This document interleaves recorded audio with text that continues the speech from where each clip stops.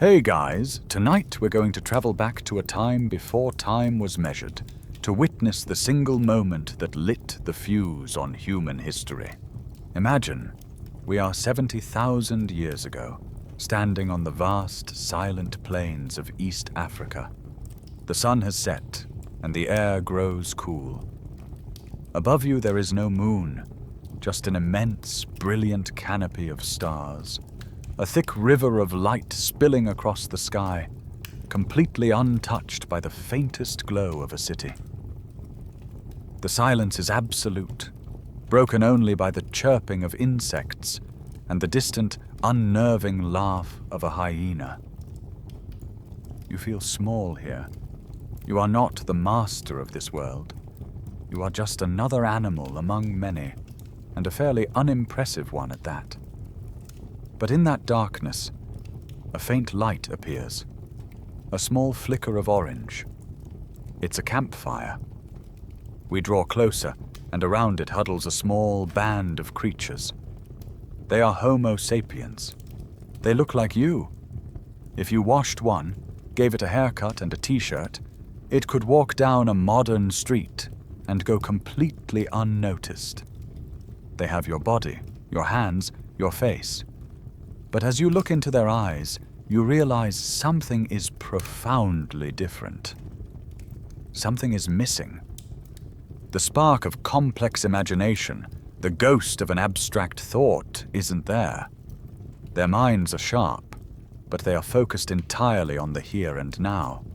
The crackle of the fire, the cry of a predator, the gnawing hunger in their bellies. This is your family. A species on the brink of total obscurity, clinging to a tiny corner of a single continent. Yet, over the next few thousand years, a mere blink in evolutionary time, this unremarkable ape will erupt from Africa, armed not with sharper claws or tougher hides, but with a terrifying new power forged entirely in the mind. It will cross impossible oceans, conquer frozen continents, and drive giant, fearsome beasts to extinction. It will build cities, pyramids, and empires, all founded not on stone, but on shared stories. So what was it? What was the trigger for this sudden, shocking explosion of creativity and cooperation? Was it a random change in the brain? An accidental fluke of genetics that unlocked a new way of thinking? And how did we, of all the human species that walked the earth, become the sole, lonely inheritors of this planet? Thanks to a revolution in genetics and archaeology, tonight we can venture back to pinpoint that switch that flipped in the human mind, the very beginning of history, of gods, and of art. Frankly, if you were dropped here without your modern brain, you'd be a saber-tooth's appetizer before you could even figure out which plants were poisonous. So, before you get comfortable, take a moment to like the video and subscribe, but only if you genuinely enjoy what I do here. That small click sends a big signal to the algorithm. That long-form, serious educational content still matters. And to me, it's an incredibly meaningful show of support. Thank you so much for helping keep this channel going strong. It always fascinates me to see where you're all tuning in from. Let me know in the comments where you are in the world and what time it is for you. Now, dim the lights, maybe turn on a fan for that soft background hum, and let's ease into tonight's journey together. You are watching your distant ancestors.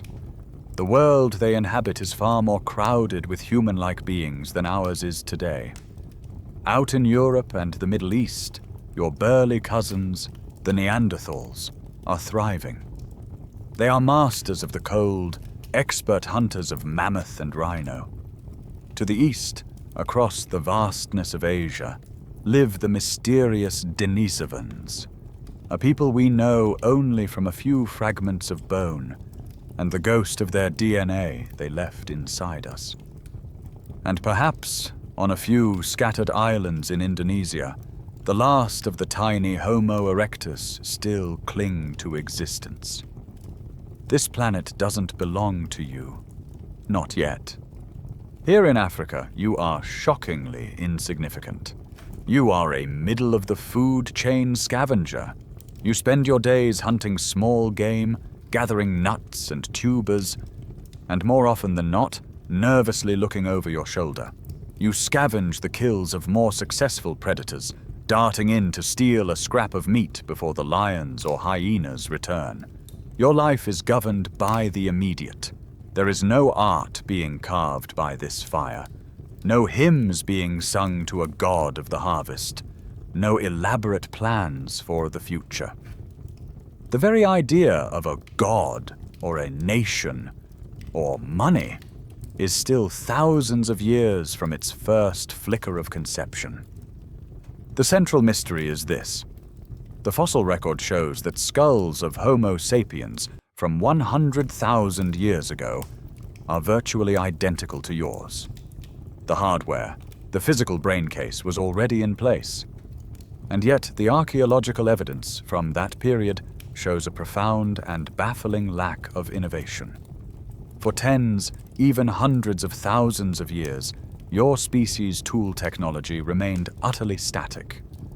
This mainstream historical fact is a puzzle that haunts paleoanthropologists. You find the same teardrop-shaped hand axes and simple flint flakes, made using a technique called the Mousterian industry. From one generation to the next, with almost no change. Imagine if humanity used the exact same model of iPhone for 100,000 years. That's the kind of stagnation we're talking about. It's as if the computer was built, but the operating system hadn't been installed yet.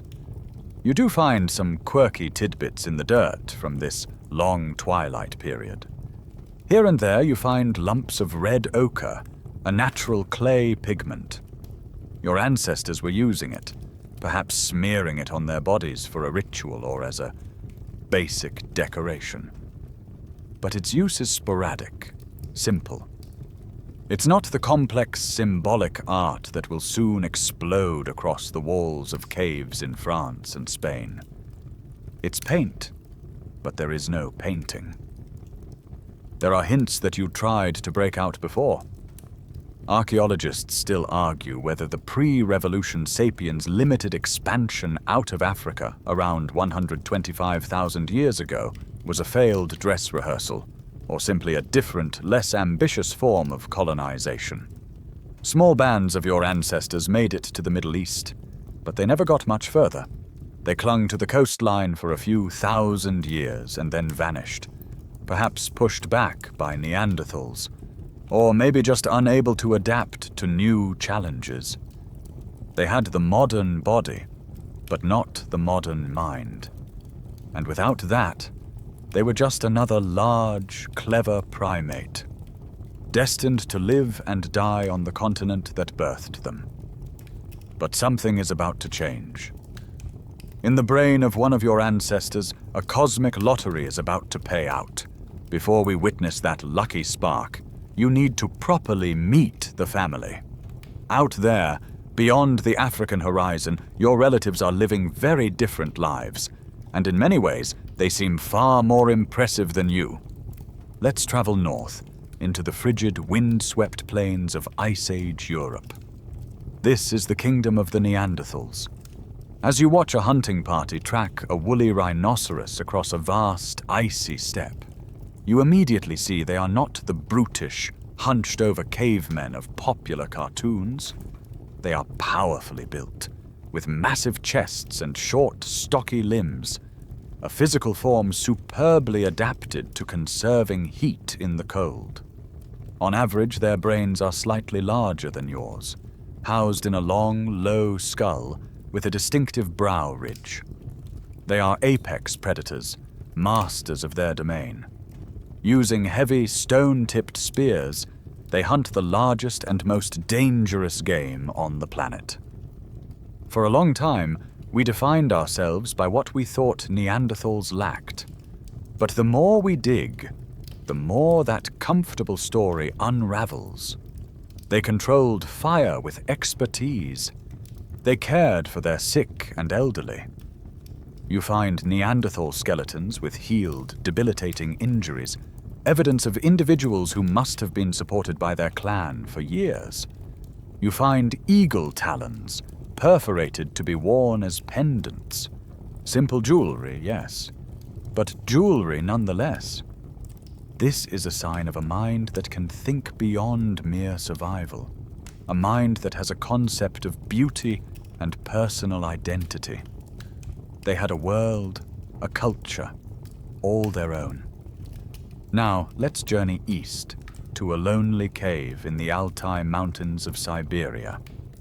Here, the picture gets even stranger and more mysterious. You find no grand skeletons, no dramatic remains. In 2010, scientists found just a tiny fragment of a pinky bone from a young girl. That's it. It could have been dismissed as nothing. But this is where our own modern magic comes into play. From that single minuscule bone, geneticists were able to sequence an entire genome. The scientific evidence was breathtaking. This DNA did not belong to a Neanderthal, and it did not belong to a Homo sapiens. It was an entirely new branch of the human family tree, a ghost we never knew existed. We call them the Denisovans. They were the silent rulers of Asia, a vast and successful population known to us only through this genetic whisper, and a handful of other fragments.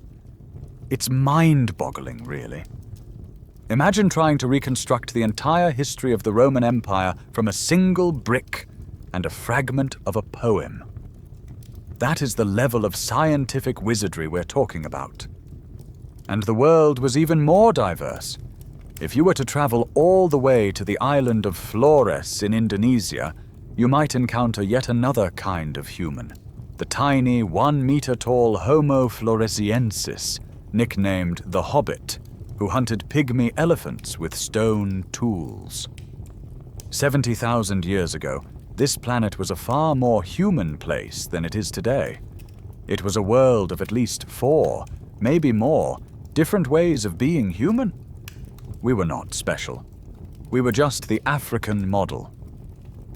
Now for the part of the story where things get truly personal. These other humans are not just an extinct, distant species. They are your ancestors, in the most literal sense. A mainstream historical fact is now an absolute certainty. We interbred. As your sapiens ancestors eventually moved out of Africa, they met and occasionally had children with these other humans. If your heritage is European or Asian, you carry between 1 and 2% Neanderthal DNA in your very cells. It's in your hair, your skin, your immune system. And if you have ancestry from Melanesia or parts of East Asia, you may carry up to 6% Denisovan DNA. We are all hybrids. The ghosts of these lost worlds are right there, written into your own genetic code. Sometimes, archaeology gives us a discovery so perfect, so poignant, it feels like it was written for a movie. In that same Denisova cave, scientists found another bone fragment, this one about 90,000 years old. The DNA test revealed the most quirky and incredible tidbit. The bone belonged to a teenage girl whose mother was a Neanderthal and whose father was a Denisovan. They named her Denny. She is the first and only first-generation hybrid human ever found. It is the fossilized proof of a single moment of connection, maybe even love, between two different kinds of people. So you have to ask, if the Neanderthals were so well adapted, so intelligent, and even, it seems, capable of seeing us as partners, what was the difference? Paleoanthropologists fiercely debate the cognitive abilities of Neanderthals. Did they have symbolic thought and language on par with early sapiens, or was their world fundamentally different, lacking the capacity for shared myths? Their minds were clearly brilliant at dealing with the physical, observable world. But it's in the world of the unseen, the world of stories, that the coming revolution will truly ignite, creating a gap they would never be able to cross. Let's return to that campfire in Africa. You now know about the wider family of humanity, but it's time to look closer at your own lineage, at the long, quiet era before the Great Change. You are living in a world of endless repetition. Day after day, season after season, your life follows the same immutable rhythms. You wake, you seek food, you eat, you avoid being eaten. You socialize with your small band, you sleep. Your mental world, as sharp as it is tethered to the physical reality around you. Your thoughts are about the shape of a flint rock, the track of an antelope, the location of a fruiting tree, the tension within your group. The past is a shallow pool of recent memory, and the future is a vague horizon of the next hunt or the coming rains. Your social world is just as constrained. You live in a small, intimate band, perhaps 30, maybe 50 individuals. And this is not by choice. It's a hard biological limit. This is the maximum number of people you can truly know and trust on a personal level. You know who is a reliable hunting partner, who is lazy, who is kind, who holds a grudge. Your entire social order is built on this intricate, personal gossip. It's the glue that holds your small world together. But beyond this group is a world of strangers. If you encounter another band of sapiens in the valley over, you have no way to establish trust or cooperation. They are not part of your web of gossip. They are rivals, competitors for the same scarce resources. A threat. Large-scale cooperation is simply impossible. You can't unite 1,000 sapiens to accomplish a great task, because 1,000 people can't know each other intimately. There is no shared story, no flag, no god to bind you together. Your language reflects this world. It's a tool for the here and now. Let's call it a proto-language. You can certainly communicate complex and vital information.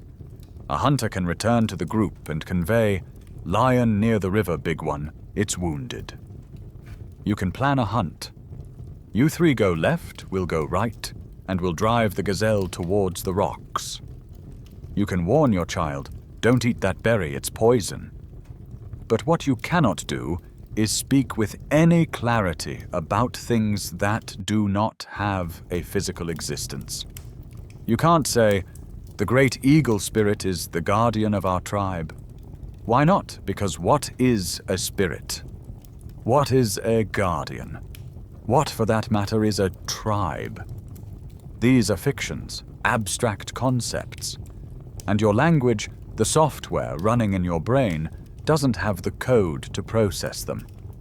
You can talk about the lion you can see, but not the lion that lives in a story. We have hard evidence of these limitations. As a mainstream historical fact, we know this isn't the first time your people have tried to leave your African cradle. Around 125,000 years ago, a wave of sapiens, anatomically identical to you, pushed north into the Middle East. It was a failure. They never managed to get a permanent foothold and eventually died out or retreated, unable to cope with the unfamiliar climate and perhaps the resident Neanderthals who were already there. They lacked the cognitive flexibility, the ability to rapidly innovate and cooperate in large numbers that a true global expansion would require. The scientific evidence is right there in your hands, in the stone tools they left behind. For millennia upon millennia, the tools you find are brutally functional and, most tellingly, uniform. You can pick up a hand axe from a site in southern Africa and find one that looks almost exactly the same 1,000 miles away in the north. There's no regional flair, No stylistic signature, no hint of a group saying, "This is how we make our tools, this is our identity." It's a world without distinct cultures, a world of pure utility. The lack of creative variation speaks volumes about the static, unimaginative world they inhabited. Now, for a quirky tidbit. Some of the most fascinating pre-revolution sites are found on the South African coast. Here you see groups of sapiens living a beachcomber lifestyle.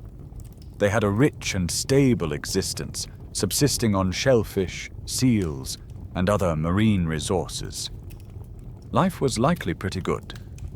And it is in these coastal caves, places like Blombos Cave, that we find the very first tentative flickers of the coming change, a piece of ochre with a few geometric lines scratched into it, a handful of shells pierced to be strung on a cord. These are the earliest hints of a mind beginning to think symbolically.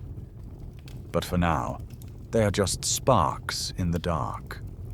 For the most part, your species is stuck, and scholars still argue whether this long period of technological stagnation was due to a cognitive limitation or simply a lack of environmental pressure.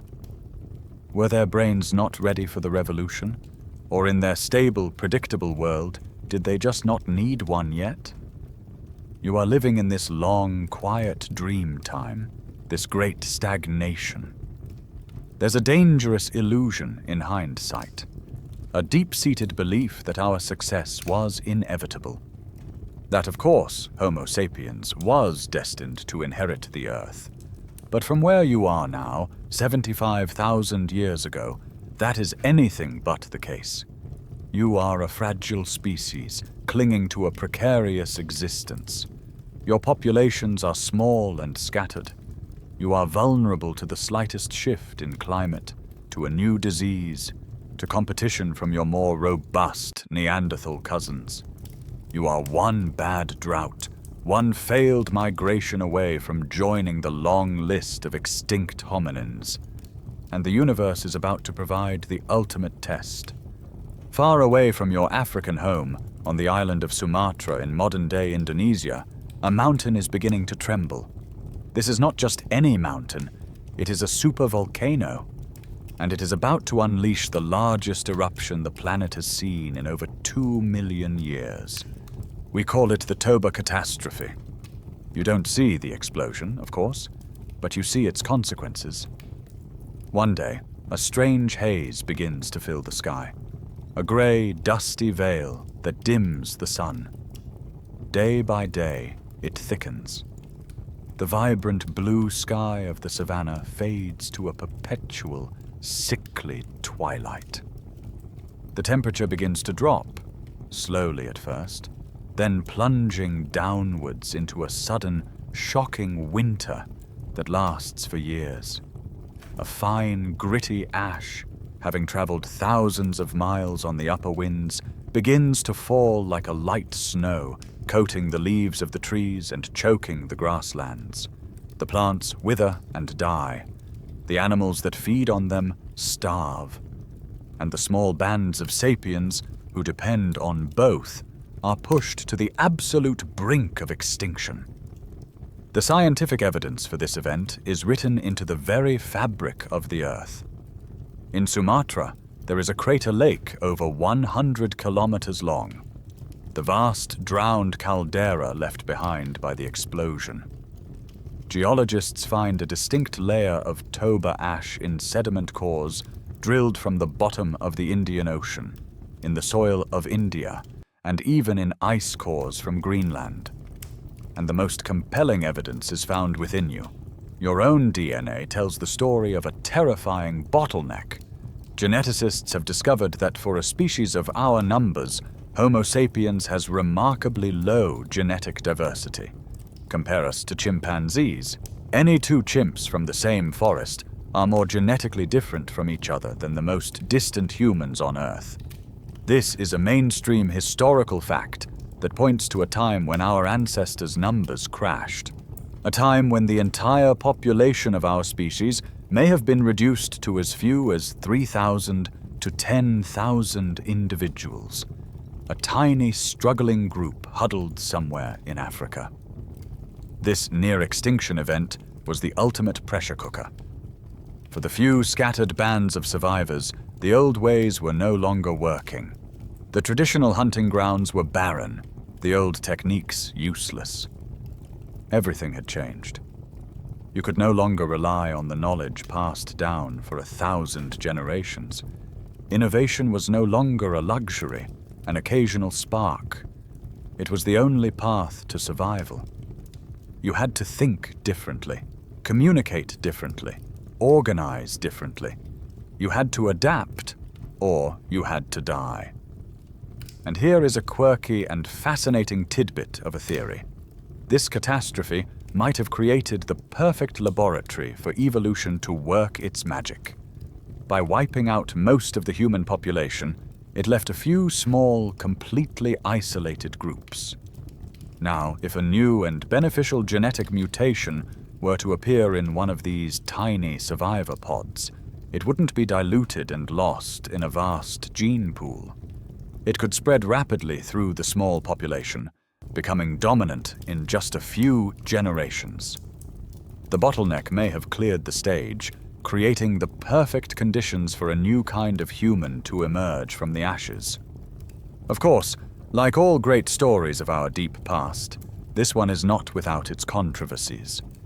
The severity of the Toba bottleneck is hotly contested. While the eruption definitely happened, historians and climatologists argue about its exact impact on global climate and human populations. Was it truly the apocalyptic catalyst that forced our minds to evolve? The great fire that forged the modern human spirit? Or was it, for the people on the ground, just another particularly harsh Tuesday in the Pleistocene? The jury is still out. But whether Toba was the direct cause or not, the fact remains. In the millennia following this global trauma, something new appears in the archaeological record. Something revolutionary. A new mind is about to be born. Out of the ashes of that global winter, in one of those small, isolated bands of survivors, the stage is set. And this is where, sir, the central theory of the cognitive revolution comes into play. The change that is about to lift your species from obscurity to world domination is not a slow, grinding, gradual process of evolution over 1,000,000 years. It's a lightning strike. It is a single, accidental, and revolutionary genetic mutation. A fluke, a copying error in the DNA of a single sapiens, born somewhere in the African Rift Valley around 70,000 years ago. Let's call it the Tree of Knowledge mutation. This is the moment the switch is flipped. It's crucial to understand what this change was not. It did not make your brain physically bigger. The hardware, as we've said, was already in place. This was a change in the wiring. It was a neurological rewiring that altered how the existing components of the brain could connect and communicate with each other. The best modern analogy is to think of your brain like a smartphone. For 100,000 years, you and your ancestors have been carrying around a phone with amazing hardware, a fast processor, lots of memory, a great camera. But the operating system was basic. It could only run a few simple pre-installed apps. Then, one night, an automatic software update downloads and installs itself. When you wake up, the phone looks exactly the same. The hardware hasn't changed, but this new operating system allows it to connect to an invisible network, to download and run an infinite variety of new, complex applications. The phone's capability has been transformed. This is what happened inside your mind. The hardware was the same, but you just got a revolutionary software update. So what did this update actually do? What was the new killer app? The answer is a new kind of language. We call it flexible language. Your old proto-language was effective but limited. It had a finite number of calls to convey a finite number of messages. What you gained was a system of grammar and syntax that allowed you to combine a limited number of sounds and words to create a virtually infinite number of sentences, each with a specific and novel meaning. You can now not only say lion, you can say, "The lion that we saw yesterday by the river will probably return to the same spot at sunset tomorrow if it is still hungry." This ability to combine and recombine symbols to create new meaning is the hallmark of every single human language on Earth today. This idea is supported by a mainstream historical fact from the world of linguistics, Noam Chomsky's theory of universal grammar. He argued that all human languages, from English to Mandarin to the click languages of the Khoisan, share a fundamental underlying structural logic. It's as if this basic operating system comes pre-installed in every human brain at birth. This suggests that the ability for complex language is not something we just learn. It's a biological instinct, a product of our unique evolutionary journey. As for the scientific evidence, we can look for clues in our genes. While there's no single language gene, scientists have focused on one called FOXP2. It's crucial for the fine motor control of the larynx and mouth that allows for articulate speech, and it also plays a role in our ability to understand and process grammar. The human version of the FOXP2 gene is different from that of our closest primate relatives, with 2 key mutations. These changes happened relatively recently in our evolution. It's entirely possible that a further, much smaller mutation in this gene, or a related regulatory gene, was the final tweak needed to unlock our full linguistic potential, the final line of code in the software update. But as always, the past is a messy place, and it offers us a wonderfully quirky tidbit to complicate the story. When scientists sequenced the Neanderthal genome, they discovered that our cousins had the exact same human version of the FOXP2 gene as we do. This is a major piece of evidence that they, too, likely had a complex and articulate form of language. It's a huge headache for the simple sapiens-only mutation theory, and it deepens the mystery. Perhaps they had the hardware, but not the final software tweak.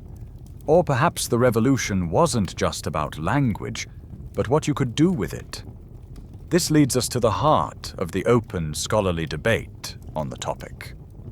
Geneticists and linguists still argue whether the change was a single macro mutation that kick-started everything in one dramatic leap, or an accumulation of smaller, less dramatic changes that finally reached a tipping point around 70,000 years ago, perhaps spurred on by the environmental stress of the Toba winter. Was it a lightning strike, or the slow turning of a key in a lock? We may never know for sure. But what we do know is that once the door was opened, everything changed. The door is now open. The new software is running. But what does it actually do? What is the superpower that this new, flexible language grants you? It's not just the ability to describe things more accurately. The true revolution, the new power that will change the planet forever, is the ability to speak about things that don't exist at all. This is the birth of fiction. For the first time, you can move your mind beyond the immediate present. You can speak in detail about what happened last week. You can create complex, multi-layered plans for next month's hunt. But the real leap is that you can now talk about things that have never existed and will never exist outside of your collective imagination. You can talk about the spirits of the ancestors. You can talk about the great serpent that lives in the river, or the trickster god who brings the morning mist. Your world has suddenly doubled. There is the objective reality of trees, rocks, and lions that you share with all the other animals. And now, there is a second layer of reality. A world of stories, myths, and legends that you build and share with your fellow sapiens. This imagined reality, this world of fictions, will soon become more powerful than objective reality itself. We don't have to guess that this happened. We have the proof, carved from the tusk of a mammoth. In a cave in Germany, archaeologists found a small, 40,000-year-old statue. It has the body of a human, but the head of a lion. Today we call it the Lion Man, or Löwenmensch. Take a moment to think about how profoundly strange and revolutionary this object is. A Neanderthal could never have made this. An animal cannot conceive of something that so flagrantly breaks the rules of the real world. You can see a lion, you can see a man. Your brain has a concept for both. But to take them apart in your mind and reassemble them into a hybrid creature that does not exist, and then to take that purely imaginary concept and translate it into a physical object for others to see, that requires a completely new kind of consciousness. The Lion Man is not a depiction of reality. It is the world's first surviving piece of evidence that humans could now live inside a story. This statue is not an isolated fluke. As a mainstream historical fact, the period after 70,000 BCE sees a sudden, dramatic flourishing of creativity and innovation across the globe. Archaeologists call it the Great Leap Forward, or the Upper Paleolithic Revolution. Suddenly, the archaeological record, which was so repetitive for hundreds of thousands of years, is filled with novelty. You find the first unequivocal art, like the Lion Man and the breathtaking cave paintings that will soon follow. You find sophisticated new tools like the spear thrower and the oil lamp. You find the first definite evidence of elaborate burial rituals, suggesting a belief in an afterlife, and trade networks moving seashells hundreds of miles inland. The human mind had caught fire. The scientific evidence for our unique relationship with fiction is embedded in your brain today. When you lie down and listen to a story, like this one, brain imaging scans, or fMRIs, show that your brain activates in many of the same regions that would be active if you were actually experiencing the events. If you hear a character running, the motor cortex in your brain lights up. If you hear a description of a delicious meal, your sensory cortex responds. Your brain, right now, doesn't draw a clear line between reality and a well-told story. We are hardwired to live inside fictions, and that neurological framework had to have an origin point, a moment when it first came online. So what was the first fiction we told? Was it a grand myth about creation? Probably not. The first, and arguably still the most important, use for this new language was far more mundane. Gossip.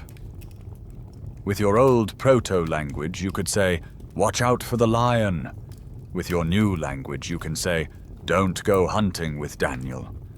I saw him take more than his fair share of the kill yesterday, and he's been telling the others that you are a lazy forager." This kind of detailed social information is invaluable. It allows you to know who you can trust, who is a cheat, and who is a reliable partner, creating a much more stable and complex social fabric. This leads to a wonderfully quirky tidbit known as the gossip theory of language evolution. Proposed by the anthropologist Robin Dunbar, it argues that language evolved as a kind of vocal grooming. For other primates, social bonds are built and maintained through physical grooming. As human groups grew larger, it became physically impossible to spend hours grooming everyone you needed to trust. Gossip, Dunbar argues, became the new, far more efficient method of servicing our social relationships. It is, in effect, social grooming. Of course, this is a topic of great discussion. Anthropologists argue about the primary driver of this linguistic revolution. Was it gossip and the need for social bonding that came first? Or was it the need to share crucial information about the physical world, the location of food, the movement of predators, the techniques for making better tools? That was the main selective pressure for a more powerful language. In all likelihood, it was a feedback loop of both. But the door was now open for stories of all kinds, from the mundane to the mythical, to begin shaping a new human world. Gossip is a powerful tool. It allows you to maintain a stable, cohesive group of up to about 150 people, the famous limit on the number of individuals you can know and trust on a personal basis. But what happens when your population grows? What about the Sapiens band living in the next valley, or the one 100 miles down the river? You don't know them. You have no gossip about them. They are strangers, and strangers are dangerous. For your ancestors before the cognitive revolution, and for your Neanderthal cousins, this was an unbreakable barrier. It kept human societies small, scattered, and disconnected. But your new mental software allows for a trick. It allows you to scale up.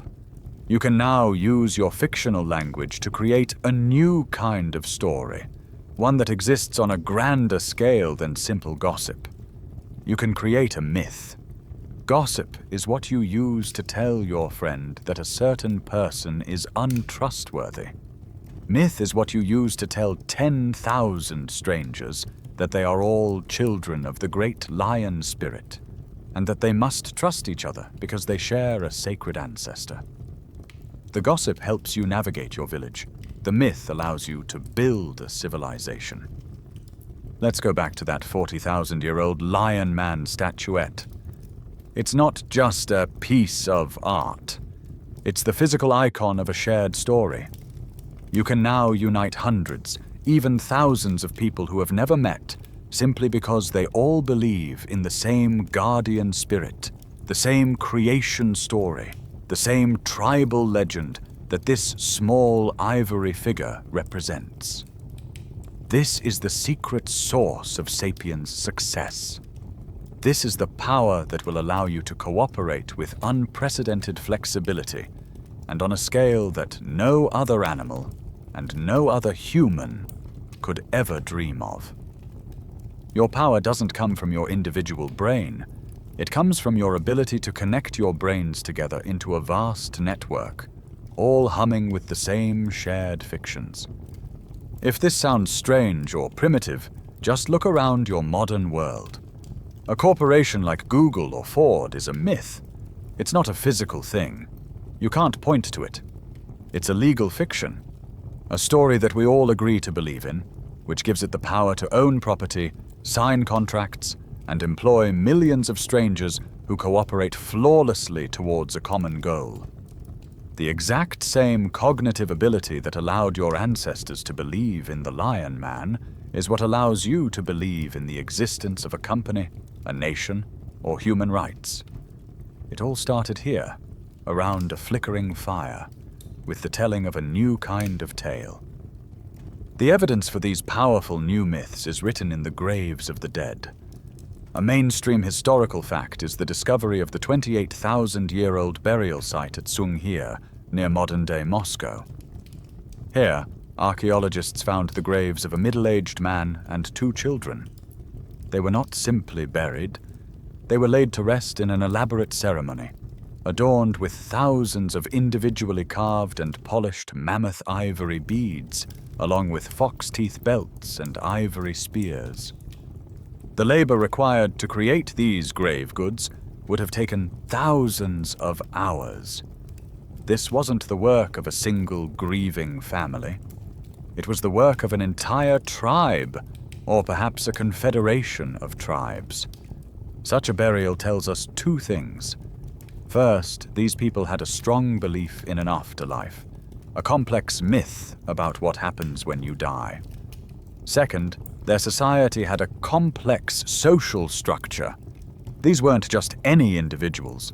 They were likely leaders or people of great importance.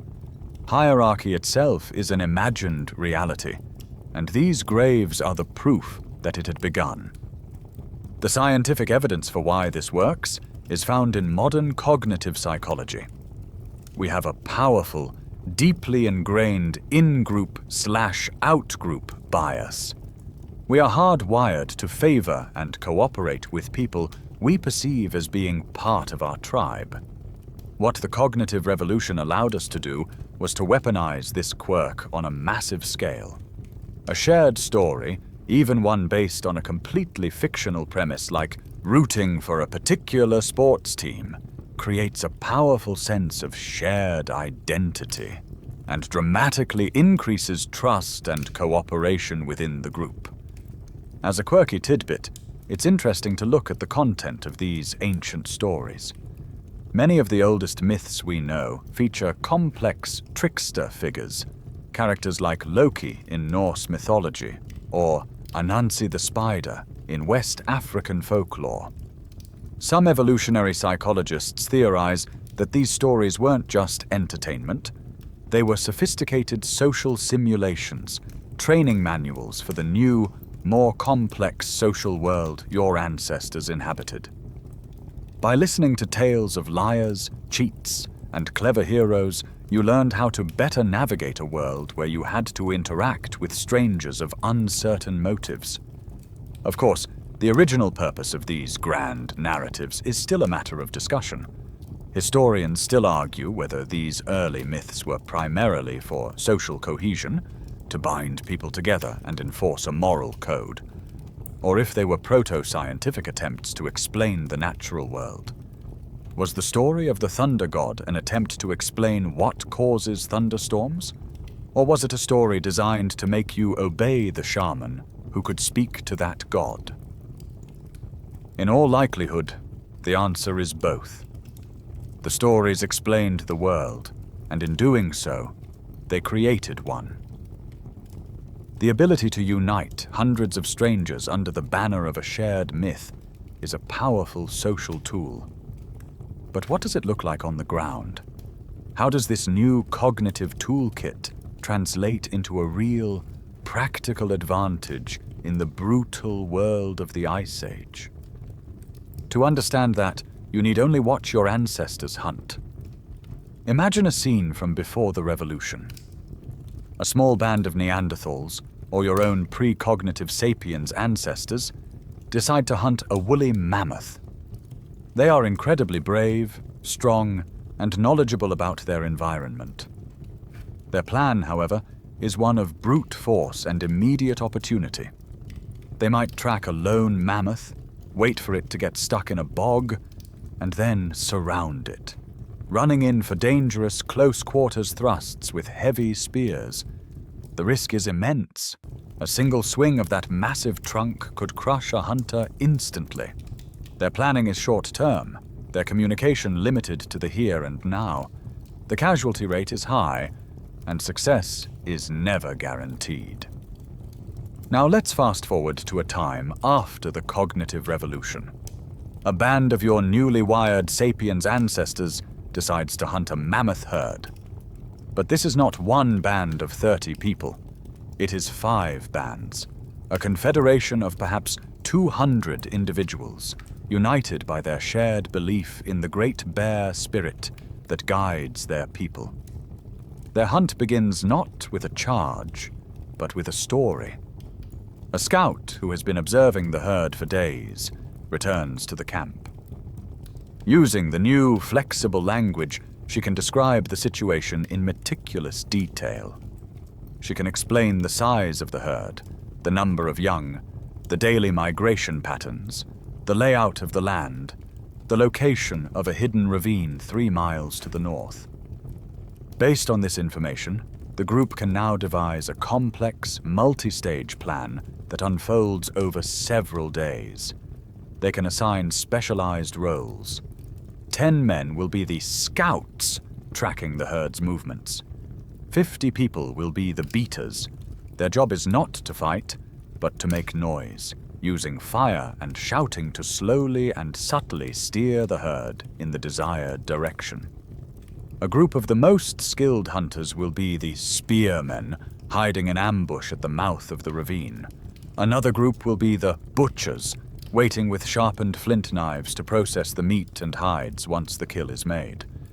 This cooperation is not rigid and instinctual like that of an ant colony. It is flexible. If something goes wrong, if the wind changes and the mammoths smell the ambush, the plan can change in an instant. The scouts can use pre-arranged signals to communicate the new situation, and the hunters can redeploy and adapt on the fly. This ability to cooperate flexibly in large numbers is your species' new secret weapon. They execute the plan flawlessly. The mammoths are stampeded into the ravine, where the trapped animals become easy targets for the waiting spearmen. In one afternoon, they have secured more meat, fat, and hides than they could have ever dreamed of before, with minimal risk to themselves. The scientific evidence for this new kind of hunting is found in the earth. Archaeologists have uncovered kill sites, like the ones at Solutre in France, where the fossilized remains of tens of thousands of horses and reindeer are found at the bottom of a cliff. These are not the result of individual hunts. This is industrial-scale slaughter, the work of large, highly coordinated groups of people systematically driving entire herds to their deaths over many generations. This cognitive leap is also reflected in your technology. A mainstream historical fact is the invention of revolutionary new hunting tools during this period. You see the appearance of the atlatl, or spear thrower. This simple device, a notched stick, acts as a lever to dramatically increase the speed and range of a spear. Soon after, you get the bow and arrow. These aren't just slightly better spears. They represent a whole new way of thinking. They require an intuitive understanding of physics, of energy storage and release, of ballistics. They allow you to kill from a safe distance, a testament to a mind that can plan and project force into the future. And for a truly quirky tidbit, you even begin to extend this new cooperative spirit to another species. It is during this period that the long and beautiful partnership between humans and wolves begins. Some wolves, perhaps the less timid ones, start to shadow your hunting parties, feeding on the scraps. You, in turn, realize these wolves are excellent sentinels, their sharp senses warning of approaching danger. Over generations, this alliance deepens. You are domesticating them, and they are domesticating you. The first undisputed burial of a dog alongside a human is dated to around 14,000 years ago, a sign that this wasn't just a partnership of convenience, but one of genuine affection and a shared social world. This raises a fascinating chicken and egg question that archaeologists still debate. Was this sophisticated, large-scale hunting a key driver of the new social structures? Or was it simply a result of them? Did you learn to tell stories so that you could cooperate to hunt mammoths? Or did you start hunting mammoths more effectively because your new-to-tell stories had already created larger, more cohesive societies? The two are so intertwined, it's almost impossible to pull them apart. You are no longer a struggling, insignificant ape confined to a single continent. You are armed with the twin superpowers of large-scale, flexible cooperation and collective learning. You can form cohesive groups of strangers, and you can pass down vast amounts of information from one generation to the next. The failure of 125,000 years ago is a distant memory. Now you are ready to try again. You are ready to leave the cradle. Around 60,000 to 70,000 years ago, a second wave of sapiens begins to push out of Africa. And this time, everything is different. This is not a grand expedition with a clear destination, not a conscious plan to colonize the world. It is a slow, generational crawl, an almost imperceptible expansion. Imagine your small band living on the coast of the Red Sea. A few of the younger, more adventurous members decide to cross the narrow strait into Arabia to see if the hunting is better there. They find a rich coastline, and they stay. A generation later, their children move a few miles further up the coast. And so it goes. Generation after generation, you follow the coastlines, moving a few miles at a time, a slow, trickling wave of humanity seeping out across the globe. The landscapes you encounter are entirely new. You leave the familiar savanna behind and find yourself in the arid deserts of Arabia, then the humid mangrove swamps of India, then the dense jungles of Southeast Asia. Everything is different. The plants, the animals, the climate, the seasons. For any other species, this would be an insurmountable barrier. You would be adapted to one environment and would fail in another. But you have your new mind. You are not just physically adapted, you are cognitively adapted. The power of information is what makes this journey possible. As you move into a new territory, you learn. You learn through brutal trial and error which new plants are poisonous and which are medicinal. You learn the migration patterns of strange new prey. You learn that a certain type of bamboo is perfect for making spears, or that the monsoon rains always arrive after the flowering of a particular tree. This knowledge is not lost when you die. Through language you can pass it down to your children. An elder can sit by the fire and tell the young ones, "To cross this desert, you must know that there are 3 hidden springs. The first lies 2 days' walk east, by a rock that looks like a sleeping lion." This is collective learning. Your tribe now has a shared memory, a library of knowledge that is far greater than what any single individual could ever possess. This is your key advantage. A mainstream historical fact, confirmed by a wealth of genetic and archaeological evidence, is that this great expansion likely followed a southern route. Your ancestors crossed the narrow Bab el-Mandeb Strait from modern-day Djibouti into Yemen, and then followed the coastline of the Indian Ocean all the way across South Asia and into the islands beyond. They were beachcombers, living off the rich marine resources of the coast, which provided a reliable and familiar source of food as they moved through otherwise alien lands. The scientific evidence that allows us to trace this journey with such confidence is one of the true marvels of modern science. It comes from mitochondrial DNA, or mtDNA.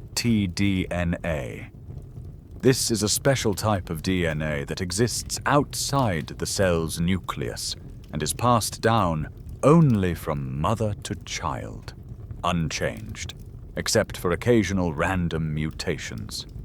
By tracking these mutations through the populations of the world, geneticists can build a family tree for all of humanity.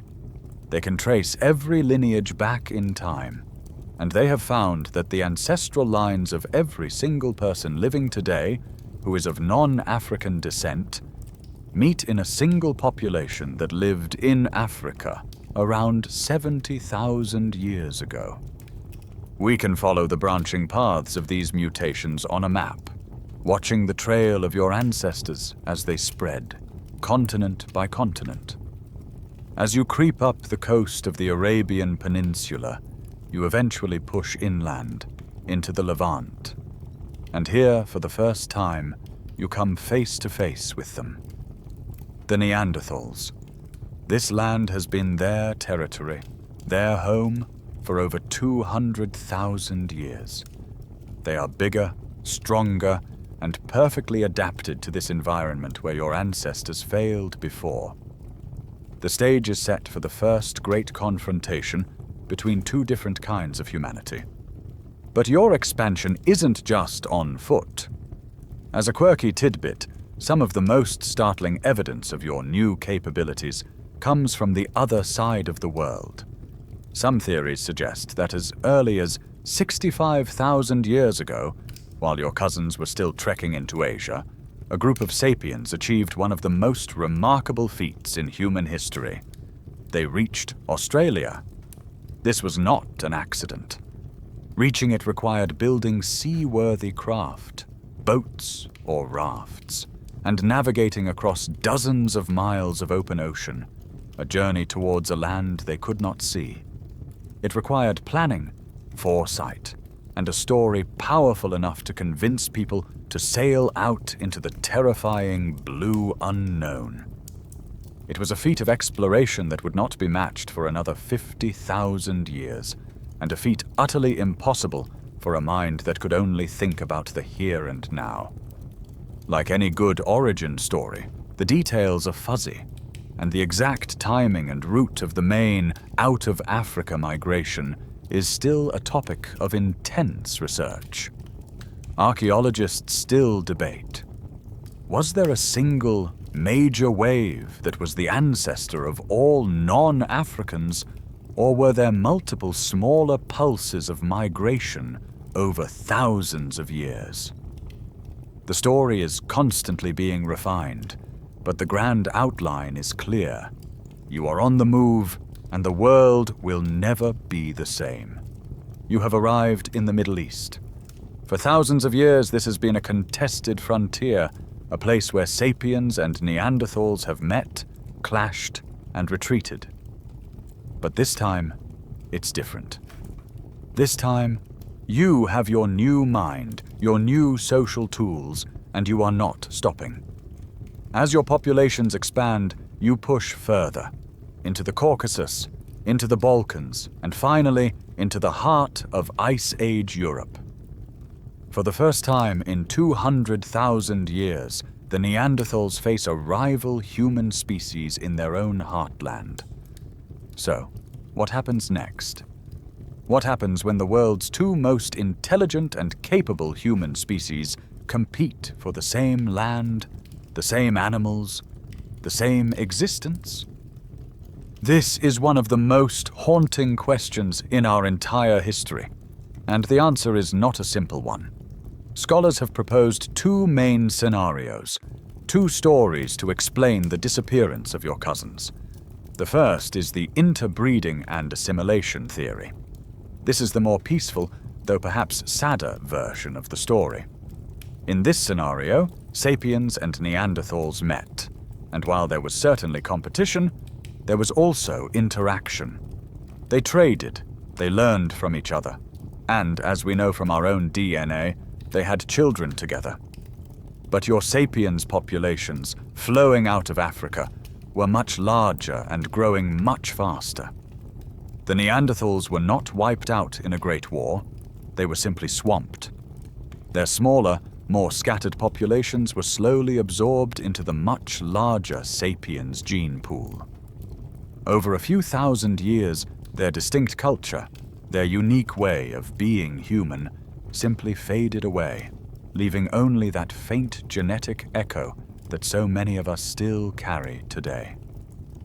Then there is the second scenario, the replacement theory. This is a much darker story. It suggests that your sapiens ancestors, with their superior cognitive abilities, simply outcompeted the Neanderthals into extinction. It probably wasn't a coordinated genocidal war in the modern sense. It was more like a slow, grinding, 1,000-year-long ecological disaster for the Neanderthals.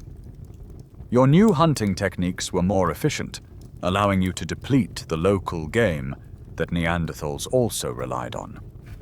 Your trade networks allowed you to survive tough winters that might have wiped out an isolated Neanderthal clan. Your more sophisticated tools and clothing allowed you to extract more resources from the same patch of land. It might have involved small-scale skirmishes and territorial violence, but the main weapon was efficiency. You were simply better at the game of survival, and you slowly pushed your cousins into more marginal, inhospitable lands until they had nowhere left to go. What was your definitive advantage? Let's be clear. It wasn't a bigger brain or a stronger body. An individual Neanderthal was likely stronger and just as intelligent in a practical sense as an individual Sapiens. Your advantage was in numbers and the stories that bound them.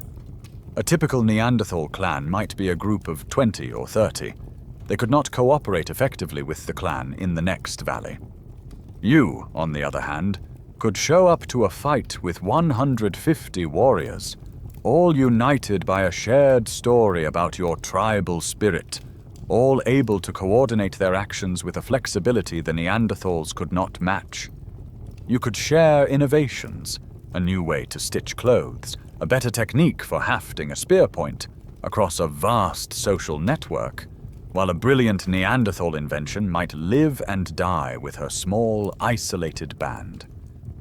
The grim, mainstream historical fact is this. Neanderthals disappear from the fossil record almost completely by about 40,000 years ago. Their final extinction follows the path of your arrival into Europe with a chillingly high correlation. For over 200,000 years, they weathered every ice age and every ecological challenge the planet could throw at them. The only challenge they couldn't survive was you. The scientific evidence from their own genes helps explain why they were so vulnerable. The Neanderthal genome shows that they had much lower genetic diversity than sapiens. This indicates that their populations were small and highly isolated from one another. This genetic fragility would have made them more susceptible to new diseases that your sapiens ancestors might have brought with them from Africa. It also would have limited their ability to adapt to the new competitive pressure you were placing on them. They were a species living in small, scattered islands of existence, and you were a rising tide. Perhaps the most poignant and quirky tidbit from this entire era comes from a collection of artifacts known as the Châtelperronian industry. Found in France and Spain at sites that were among the last holdouts of the Neanderthals, these are toolkits that look like a strange hybrid. They contain traditional Neanderthal stone tools, but also new, sapiens-like innovations, decorative pendants, personal ornaments, and more delicate bone tools. One theory is that this is the archaeological signature of Neanderthals encountering sapiens culture and trying to copy it. It is the heartbreaking evidence of a people realizing their old ways are no longer enough, and making a last, desperate attempt to imitate the strange, creative, and dangerously successful newcomers who had arrived in their world. Ultimately, this remains one of the biggest debates in paleoanthropology. Was it active, violent replacement, or was it passive out-competition and absorption? Was it a war, or was it just an unstoppable merger? The truth is likely a complex and messy mix of both, varying from region to region. A long, tragic story of conflict and connection that ended with your species, for the first time, being the only kind of human left on Earth. While your ancestors were locked in their long, slow struggle with the Neanderthals in Europe, another branch of the family, far to the east, was accomplishing something even more spectacular. The story of the Neanderthals is one of replacement, of one species supplanting another in a familiar world. But the story we turn to now is one of pure, audacious exploration. It is the story of the conquest of Australia, and it represents perhaps the single greatest achievement of early Homo sapiens. Let's shift our focus to the islands of Southeast Asia. You have followed the coastline for thousands of miles, generation after generation. You have become masters of the tropical shores. But now you stand at the edge of a new and profound barrier. In front of you lies the open ocean. You are looking out towards a new continent, Sahul, the landmass that once connected Australia and New Guinea. The challenge is immense. This new world was never connected by land to Asia. It is separated by a deep oceanic trench known as the Wallace Line, a biological barrier that has kept the fauna of Australia almost completely isolated for millions of years. Even during the peak of the Ice Age, when sea levels were at their lowest, reaching it required not one, but a series of deliberate sea crossings, some of them stretching for over 100 kilometers of open water. This was not a journey you could make by accident, by clinging to a log swept out to sea. This was a deliberate act of colonization, and that requires a cognitive leap that is almost impossible to overstate. It requires, first, the technology to build a vessel capable of surviving the open ocean. But more than that, it requires a new kind of mind. You have to be able to look out at that empty blue horizon and imagine that there is something on the other side. You have to be able to create a plan, to provision a vessel, and to convince 50 other people to leave the only world they have ever known and risk their lives on a journey into the complete unknown. What kind of story do you have to tell to make that happen? What myth, what promise, what collective belief is powerful enough to launch a fleet of rafts into the abyss? Whatever it was, you found it. As a mainstream historical fact, we know you made it. The earliest definitive human remains found in Australia, known as Mungo Man, date back to around 42,000 years ago. But deeper archaeological evidence, like stone tools found in rock shelters in Australia's far north, pushes the date of first arrival back to at least 65,000 years ago. This means that while your cousins were just beginning to push into Europe, another group of sapiens was already landing on the shores of a continent that no human of any kind had ever seen before. And what a bizarre, alien world it was that greeted you. This was not the familiar landscape of Afro-Asia. This was a land of giants, a world dominated by creatures that had evolved in complete isolation for millennia. As you step ashore, you find yourself in a world where 3-meter-tall kangaroos with short, flat faces browse through the forests. You encounter wombats the size of a modern car, the mighty Diprotodon. You are hunted by marsupial lions with bone-crushing teeth and stalked by land-crawling crocodiles and giant monitor lizards. The entire ecosystem is a fantastical dreamscape, utterly alien to your experience. And you, a relatively small primate, have just arrived, armed only with stone-tipped spears and a mind full of stories. You don't just survive in this new world, you conquer it, and you begin to reshape it almost immediately. The scientific evidence for this is found in the soil itself. Across Australia, scientists analyzing layers of ancient sediment find a dramatic spike in charcoal deposits, beginning at exactly the time humans are thought to have arrived. This is the signature of a massive increase in large-scale fires. It suggests that you didn't just adapt to the new environment, you engineered it. You began using what is now called fire stick farming, systematically burning away the dense, impassable forests to create open grasslands and parklands, which encouraged the growth of edible plants and attracted the smaller, more manageable game animals you preferred to hunt. You were terraforming a continent with nothing but fire and a plan. For a truly incredible, quirky tidbit, we can look to the descendants of these first explorers. The oral traditions of some indigenous Australian peoples are now considered by many to be the oldest continuous stories in the world.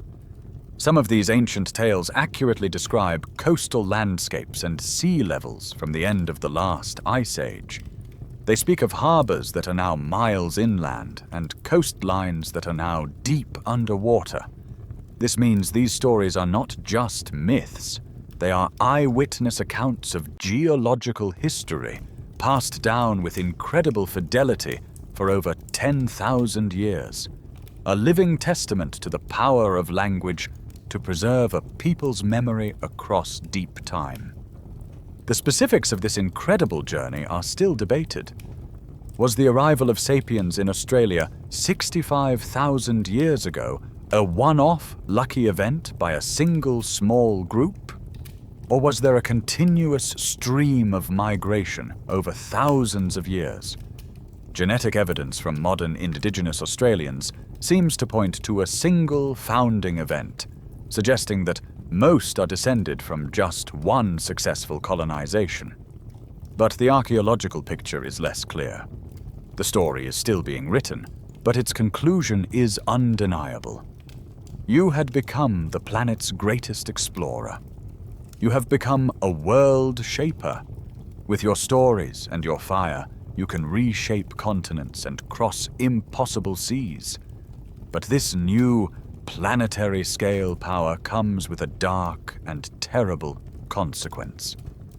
Your arrival in these new worlds is not a quiet one. It is a storm. And wherever the storm of humanity makes landfall, the ancient giants of the earth begin to fall. This is the story of the first great mass extinction that you caused. Let's stay in Australia. You have arrived in this bizarre, isolated world of megafauna.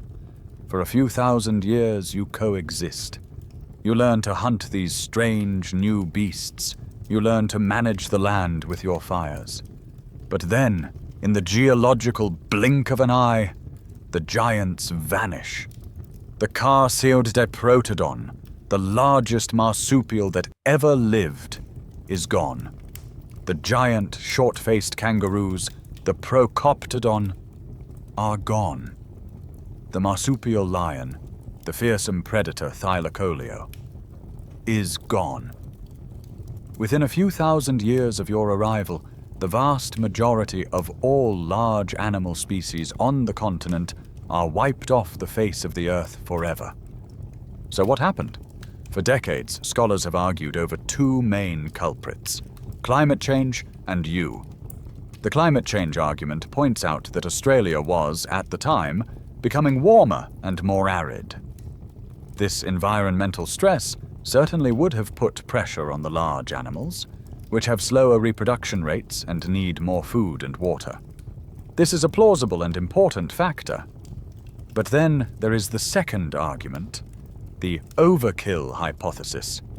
It points a finger directly at your ancestors. The timing is just too perfect. For millions of years, these giant animals had successfully weathered countless climate shifts, many of them far more severe. The one and only new variable in the equation, the one thing they had never faced before, was you, a shockingly intelligent, cooperative, and relentlessly efficient new predator. And this pattern of extinction wasn't just happening in Australia, it was a dress rehearsal. Let's fast forward tens of thousands of years and shift the scene to a new continent, the Americas. Around 15,000 years ago, your ancestors, the Clovis people, cross the Bering Strait from Siberia into Alaska and begin to spread south. The story is sickeningly familiar, only this time it happens even faster. As you sweep through the two continents, from the Arctic tundra to the tip of Patagonia, the great beasts fall in your wake. Within just 2,000 years of your arrival, North America loses 34 of its 47 genera of large mammals. South America loses a staggering 50 out of 60. The woolly mammoths and the mastodons, the saber-toothed cats and the dire wolves, the giant ground sloths, some as tall as a giraffe, all gone, forever. This is not a coincidence. It is a clear and devastating pattern.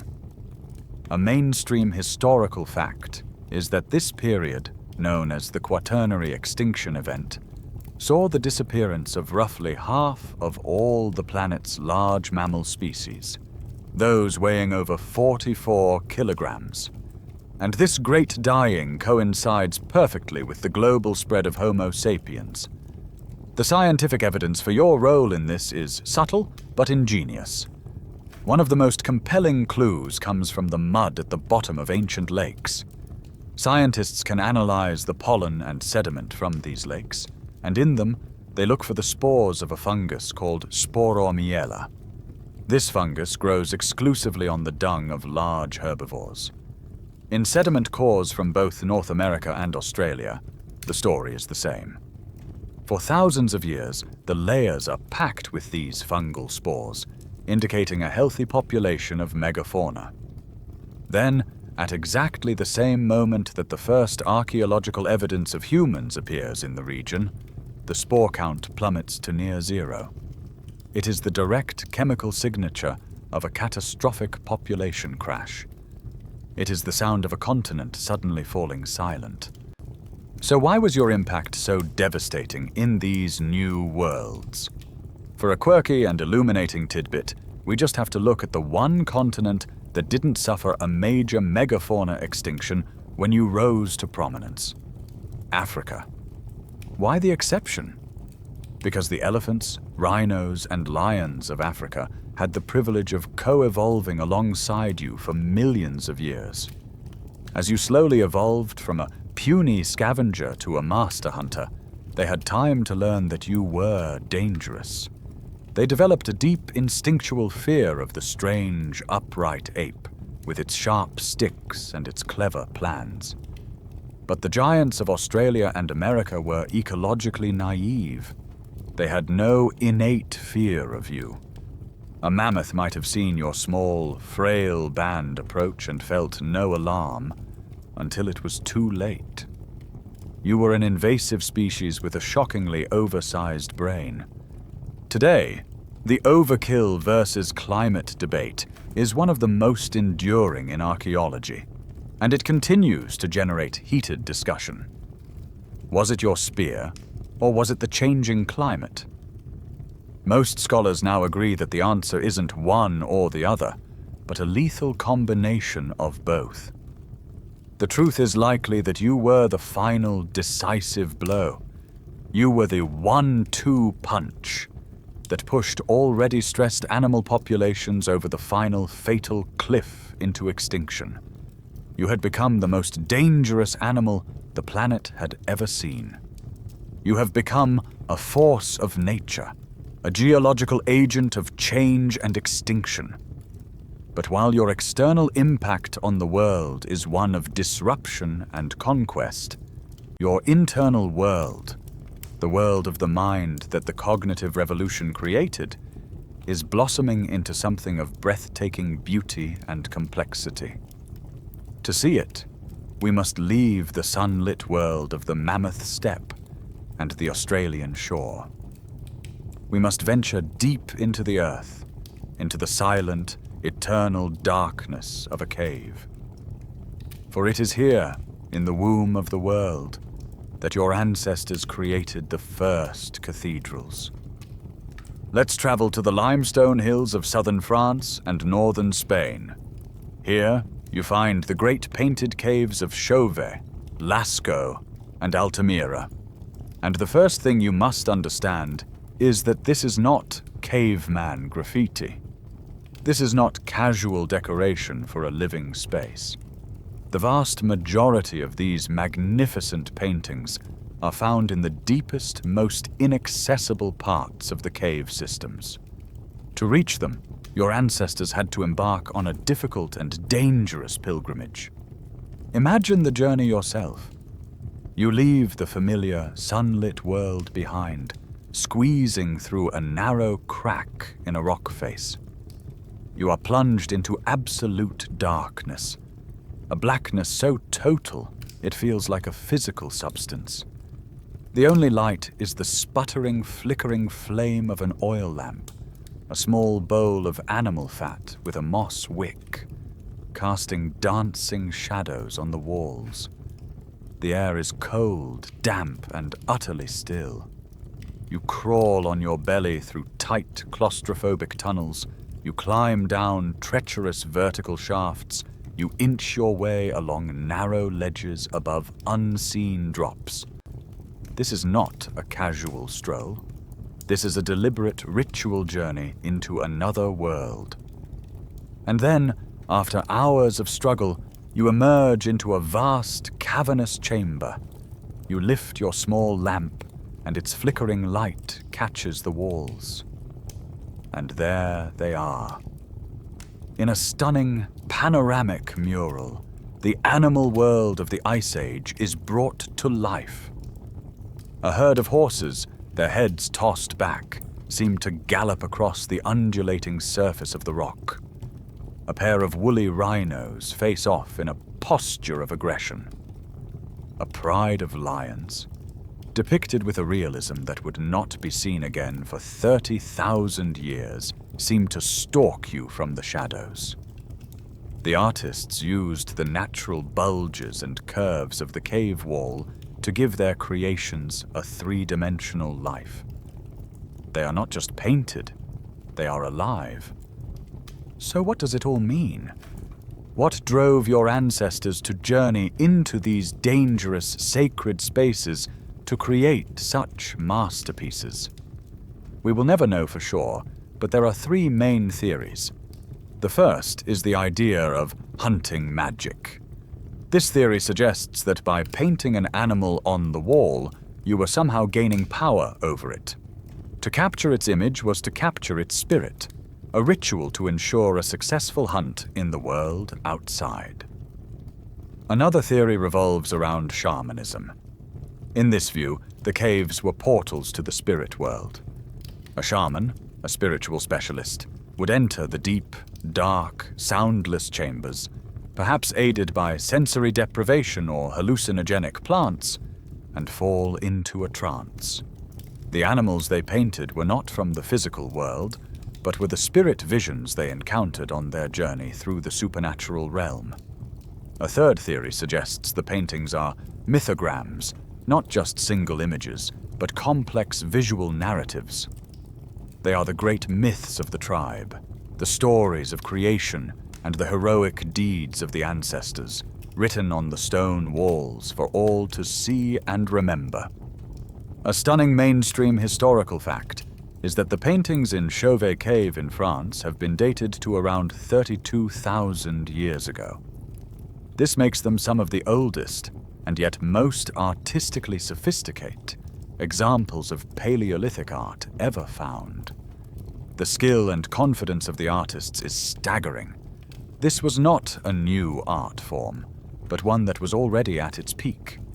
The scientific evidence from the caves themselves gives us a clue as to what happened in these chambers. Researchers studying the acoustic properties of the caves have made a fascinating discovery. The most richly decorated chambers, the grand cathedrals with the largest murals, are often the ones with the best acoustics. In these resonant spaces, a human voice can chant, sing, or tell a story with incredible power. It suggests that these were not silent art galleries. They were performance spaces, ours with the sound of music, ritual, and storytelling. For a final quirky tidbit, we look at one of the most mysterious and personal signs left in the caves: the handprints. Many caves feature dozens of hand stencils, created by placing a hand flat against the wall and spitting a mouthful of pigment, like charcoal or ochre, over it. For a long time, it was assumed these were the hands of the male hunters. But recent analysis of the hand sizes and finger ratios has revealed that the vast majority of these handprints belonged to women, and even adolescents and children. It's a powerful reminder that this new world of art and spirit was not just the domain of man the hunter, but of the entire community. In the end, we are left with a profound mystery. The true meaning and purpose of the cave paintings remain one of history's greatest unsolved puzzles. Were they art for art's sake? Were they a form of religion? Were they a complex system for storing information? Or were they something else entirely? something our modern, secular minds are no longer equipped to grasp. They are a silent, beautiful testament to the rich inner world that the cognitive revolution had finally unlocked. The art in those deep, silent caves is more than just a record of your growing creativity. It's a window into a profound and irreversible change in the very nature of your consciousness. The cognitive revolution was not just an external revolution of hunting and migration. It was an inner revolution. It changed the way it felt to be a human being. Your external world had expanded to encompass the entire planet, but it was your internal world that had truly exploded into a new universe of feeling, memory, and meaning. For the first time, you are no longer living in the eternal present. Most animals, as far as we can tell, experience the world as a series of immediate moments. Their minds are not cluttered with regrets about yesterday or anxieties about next year. But your new, storytelling mind has broken free from the tyranny of the now. You have gained a past and a future. You can now lie awake by the fire, replaying a mistake you made on yesterday's hunt, feeling the sting of regret. You can imagine the coming winter and feel a knot of anxiety tighten in your stomach about whether your band has stored enough food. This is the birth of the human condition. The price for the ability to tell epic stories about the future is the constant, low, humming worry about it. The price for a rich and detailed memory of the past is the capacity for lifelong guilt and remorse. This new mind also completely transforms your relationship with the world around you. The ability to imagine things that aren't there, spirits, intentions, consciousness, is not just applied to making statues of lion men. You begin to apply it to everything. That strangely shaped rock on the hill is no longer an it. It might be the home of a spirit. It might be a thou. The river that floods each spring is no longer a mindless force of nature. It is a powerful being with moods and desires, a being you can speak to, bargain with, and perhaps appease with a gift. The wind is not just moving air. It is an invisible presence, a messenger. This is the birth of animism, the belief that the world is not a collection of objects, but a community of persons. You don't live in the world, you have a personal relationship with it. There is strong scientific evidence for why your brain is so predisposed to this way of thinking. Evolutionary psychology suggests that our minds are equipped with what's called a hyperactive agency detection device. For your ancestors on the savannah, it was far safer to assume that a rustle in the grass was a lion, a creature with agency, with intention, than to assume it was just the wind. The one who made the first mistake got eaten. The one who made the second mistake just looked a bit jumpy. We are the descendants of the jumpy ones. Animism, in this view, is the cultural expression of this deeply ingrained cognitive bias. We see intention and consciousness everywhere because it was, for a very long time, the safest way to see the world. As a mainstream historical fact, animism is considered the most ancient and foundational form of human religion. Its core beliefs shaped the spiritual lives of almost all hunter-gatherer societies, and its traces are still powerfully present in many indigenous cultures today. You can even feel its faint echo in modern, secular life, in the simple superstitions you might still hold, knocking on wood for good luck, or feeling that a certain object is lucky.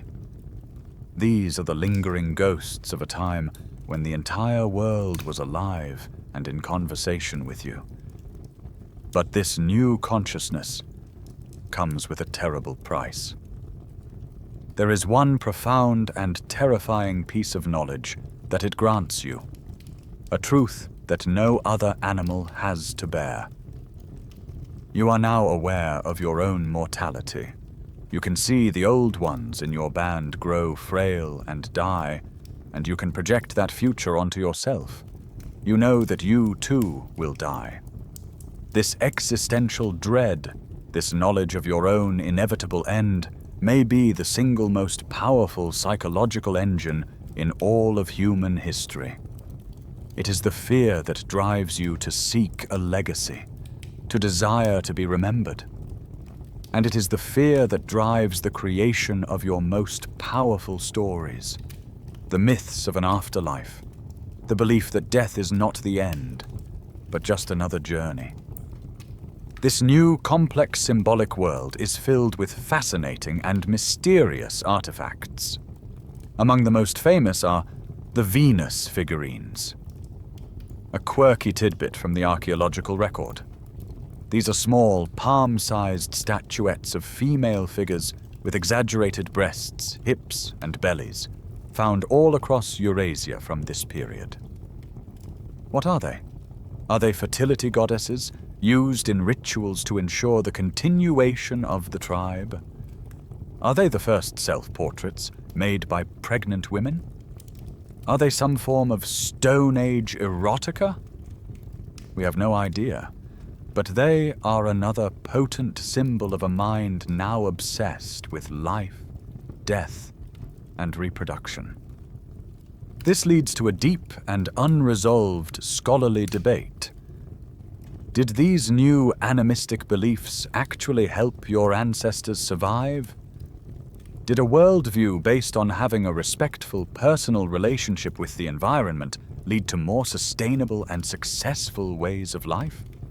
Or were these beliefs simply a non-adaptive byproduct, a strange and wonderful side effect of a newly imaginative brain that couldn't help but see faces in the clouds and spirits in the trees? We may never know if it was a feature or a bug, but it undeniably changed what it meant to be human. You now possess a mind capable of contemplating the infinite and worrying about tomorrow. You can create breathtaking art and drive entire species to extinction. It is easy for us, looking back from our world of supposed comfort and progress, to imagine your life as one of constant, miserable struggle, a nasty, brutish, and short existence, as the philosopher Thomas Hobbes famously put it. But this is one of the most persistent and powerful myths of history.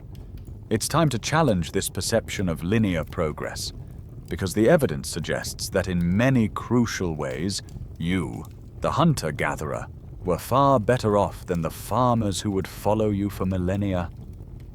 Let's look at your daily life. What does your work week look like? Based on anthropological studies of modern foraging societies who live in similar ways to your ancestors, it was surprisingly short. You likely spent about 15 to 20 hours per week actively engaged in the work of survival, hunting, gathering, and preparing food. That's it. What did you do with the rest of your time? You rested. You played with your children. You gossiped. You told stories around the fire. You slept. Your life was one of immense leisure compared to the back-breaking, sun-up-to-sun-down toil that would define the lives of the agricultural peasants who came later, and indeed, many people in the modern world. And what about your diet? Far from the brink of starvation, your diet was likely the most varied and nutritious in all of human history. You didn't rely on a single crop. You ate dozens, perhaps hundreds of different species of plants and animals throughout the year. You ate berries, nuts, roots, mushrooms, insects, eggs, fish, and a wide variety of game. This incredible diversity acted as a built-in insurance policy against famine. If the gazelle migration was late one year, you could rely more on fish. If a blight killed your favorite type of tuber, there were 20 others to choose from. This variety also provided a perfect balance of vitamins, minerals, and proteins that kept your body strong and healthy. This view is encapsulated in a mainstream historical fact known as the theory of the original affluent society. Popularized by the anthropologist Marshall Sahlins in the 1960s, it argues that you experienced a kind of natural abundance, not because you had a lot of possessions, but because your material wants were few and could be easily satisfied from your environment. Affluence, in this view, is the state of having more than you need. And by that measure, you were very affluent indeed. The hard scientific evidence for this is written in the bones of your ancestors. When paleopathologists analyze ancient skeletons, the story they tell is unambiguous. On average, you, the Paleolithic sapiens, were taller than the early agricultural populations that followed. Your bones show far fewer signs of malnutrition, vitamin deficiencies, or anemia. Your teeth were in much better shape, free from the widespread cavities and abscesses that came with a diet heavy in starchy, sugary grains. The rise of agriculture and its reliance on a few staple crops like wheat and rice was a nutritional catastrophe for the human body from which we are still recovering. Now, we should not romanticize this existence. It was not a paradise. Life was fragile. The slightest injury, a broken leg, or an infected wound could be a death sentence. Infant mortality was tragically high. Violence between groups, while perhaps not constant, was a real and present danger, and there were certainly periods of brutal starvation when the climate shifted or the game disappeared. It was a life of great freedom and leisure, but also one of constant low-level peril. It was just not the miserable, desperate struggle we often imagine. One of the most defining and quirky tidbits of your society was the near-total lack of personal possessions. Your band was constantly on the move, following the seasons and the animal herds. You only owned what you could comfortably carry on your back: a few stone tools, a spear, a leather pouch, a fire-starting kit. This had a profound social consequence. In a world where you cannot accumulate private property, wealth inequality is impossible. This fostered a fiercely egalitarian and cooperative society, built on a culture of constant sharing. If you had a successful hunt, you shared the meat with the entire band, because you knew that next week you might be the unlucky one, and you would rely on the generosity of others. This entire picture, of course, is a reconstruction, and it leads to an important open scholarly debate. Is it fair to use modern hunter-gatherer groups, like the San people of the Kalahari or the Hadza of Tanzania, as a direct proxy for our Paleolithic ancestors? Some scholars argue that these modern groups are not living fossils. They have been pushed into the world's most marginal environments by encroaching agricultural and industrial societies, and their current lifestyle may not accurately reflect the lives of your ancestors, who lived in the richest, most abundant parts of the ancient world. It's a crucial reminder that the past is a foreign country, and we can only ever glimpse it through a hazy fog. Your egalitarian society, built on sharing and leisure, works beautifully within your small, intimate band. But what happens when you need to interact with the world beyond your immediate family? The cognitive revolution didn't just change how you hunt or tell stories by the fire. It revolutionized your ability to cooperate with complete strangers.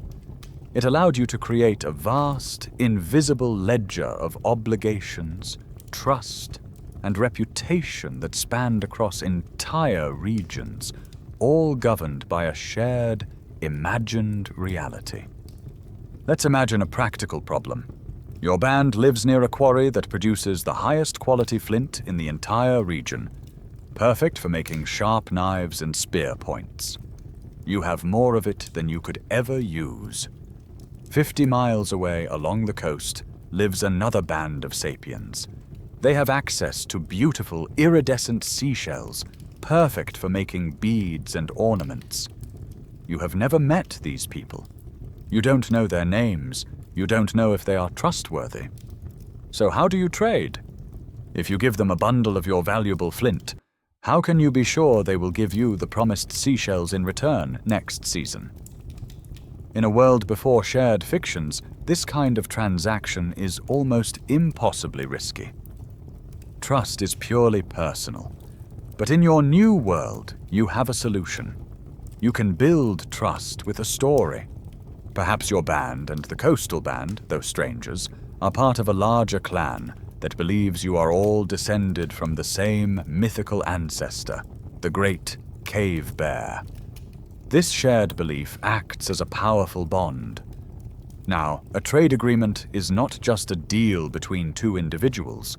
It is a sacred pact under the watchful eyes of your common ancestor. To break the agreement, to cheat the other band, would not just be a personal failing. It would be a profound offense to the spirit world, an act that could bring bad luck, failed hunts, and the wrath of the cave bear down upon your entire people. The myth enforces the contract. The shared fiction creates trust where none existed before. This isn't just a hypothetical scenario. A mainstream historical fact is that we have undeniable archaeological evidence of these long-distance trade networks. Archaeologists regularly find materials hundreds, even thousands of miles from their natural origin point. They find obsidian tools in places with no volcanoes. They find amber from the Baltic Sea in the caves of Spain. They find seashells, like the ones in our story, in the camps of people who lived deep in the continental interior, hundreds of miles from the nearest ocean.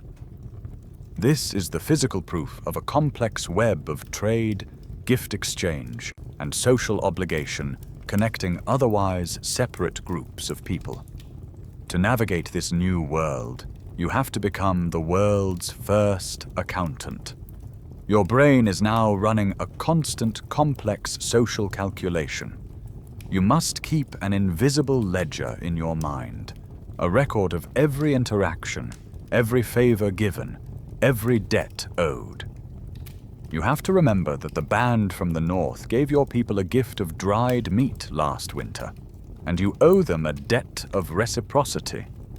You have to remember that the leader of the eastern band is an unreliable trading partner, but his brother is trustworthy. Your social world is no longer just your immediate family. It's a sprawling network of reputation and obligation, and keeping track of it all requires immense mental horsepower.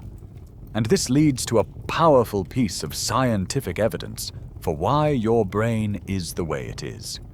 It's a concept called the social brain hypothesis. This theory posits that the main evolutionary driver for the massive growth of primate brains was not the challenge of using tools or finding food. Instead, it was the staggering computational demands of navigating complex social landscapes. Keeping track of who's who, who's allied with whom, who's a friend and who's a foe. This is what our brains are primarily designed to do. Your big brain is not a tool for physics. It's a social spreadsheet, evolved to manage this very ledger of invisible debts and credits. As a quirky tidbit, it's possible your ancestors were already trying to offload some of this mental work. Some scholars speculate that the many abstract markings we find from this period, the strange geometric etchings on pieces of bone or stone, were not just doodles or decorations. They may have been the very first memory aids. A series of notches on a wolf bone might not be art at all, but a primitive notation system, a way to keep track of the phases of the moon, the number of bison killed in a hunt, or perhaps the number of flint bundles you are owed by the people from the coast. It could be the earliest, most primitive form of writing. Of course, the prime motivation behind all this new interaction is still a subject of rich scholarly debate. Was this early trade driven primarily by economic need, the simple desire to get resources that you lack? Or was it driven by social strategy, the need to build alliances, create relationships, and establish mutual defense pacts with neighboring groups? The truth is, the lines were almost certainly blurred. For your ancestors, just as for us, a gift was never just a gift. It was a statement, a promise, and another entry in the great invisible ledger. You now live in a world far larger and more complex than your ancestors could have ever imagined. Your social network is a sprawling web of trade, reciprocity, and reputation, connecting hundreds of people across vast distances. But this new complexity creates a new set of problems. In a society of strangers, how do you maintain order? How do you resolve disputes? How do you deal with thieves, cheats, and murderers? You have no kings to pass judgment, no police to enforce rules, no prisons to punish the guilty. So what stops your new, larger society from collapsing into chaos? The answer, once again, lies in the power of the shared stories that now live inside your mind.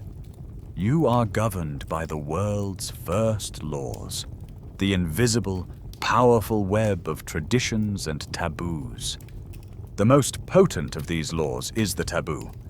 A taboo is a rule that is absolute, sacred, and unquestioned because it does not come from a human authority. It comes from the spirit world, from the ancestors, from the great myths themselves. A taboo is a command from a higher power. It might be a rule that says, "You must not hunt the white buffalo, for it is the sacred animal of our people." Or it could be a complex social rule. When a hunter kills a large animal, the best cuts of meat must be given to his mother's eldest brother, and the hide must be given to the man who made the spear. These rules aren't suggestions. They are the fundamental pillars of your social order. To break a taboo is to risk not just the anger of your fellow humans, but the wrath of the entire cosmos. When disputes inevitably arise, a stolen tool, an accusation of laziness, a violent feud, justice is not delivered by a judge in a courtroom. It is delivered by the community. Imagine a council of elders sitting around the fire, their faces lit by the flickering flames. They are not consulting a law book. They are consulting the collective memory of the tribe, the great stories and traditions that have been passed down for generations. Their goal is not necessarily punishment in our modern sense. It is the restoration of social harmony, the mending of the torn fabric of the community. And if a person's crime is too great, if they have violated the most sacred taboos and refuse to make amends, they face the ultimate penalty, ostracism. To be exiled from the band, to be cast out alone into the wilderness, is a virtual death sentence in the Paleolithic world. The threat of being cut off from the social world is the only police force you need.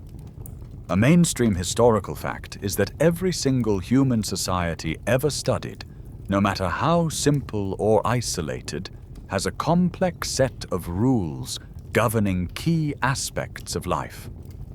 All cultures have rules about the distribution of food, about who can marry whom, and about how to handle violence. These foundational legal concepts, the building blocks of all later justice systems, predate states, writing, and civilization by tens of thousands of years. Law is not an invention of kings, it's an invention of storytellers. The scientific evidence for why this system works so well is found in your own innate psychology. Game theory experiments in modern labs have revealed something fascinating about human nature. In a famous experiment called the ultimatum game, one player is given a sum of money and told to offer a portion of it to a second player. If the second player accepts, they both keep the money. If the second player rejects the offer because they feel it's unfair, nobody gets any money. A purely rational, self-interested person would accept any offer, no matter how small, because something is better than nothing. But that's not what people do. Across all cultures, people will routinely reject unfair offers. We are willing to punish unfair behavior, even at a cost to ourselves. This is called altruistic punishment, and it is the psychological bedrock of social order. We have a deep, instinctual sense of fairness and a powerful desire to enforce it. For a truly stunning and quirky tidbit that weaves all these ideas together, we can look again to the indigenous peoples of Australia. Many cultures have the concept of song lines or dreaming tracks. These are not just songs or stories, they are complex, multi-layered oral documents. A single song line can be a map, describing a route across hundreds of miles of territory, pointing out waterholes and landmarks.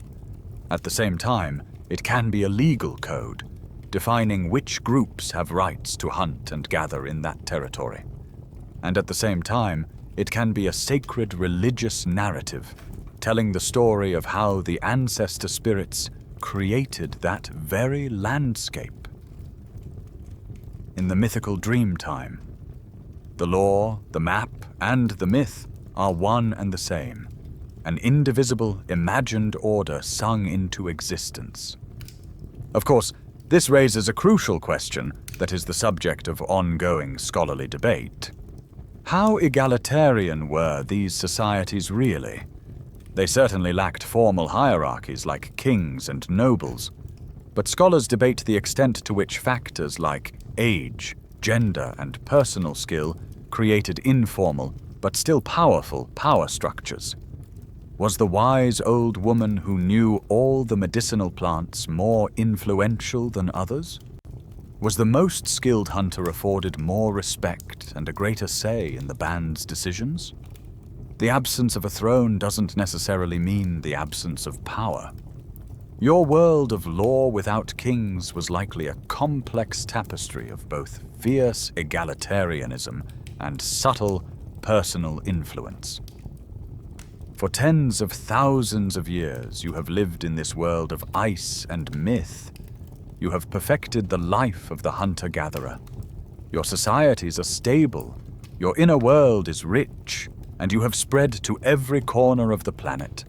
You have adapted to the long, slow rhythm of the ice ages. But the planet itself is about to betray you. The world you have mastered is about to melt away, and in its place will rise a new and unfamiliar landscape. One that will present you with a temptation that will change the course of history forever.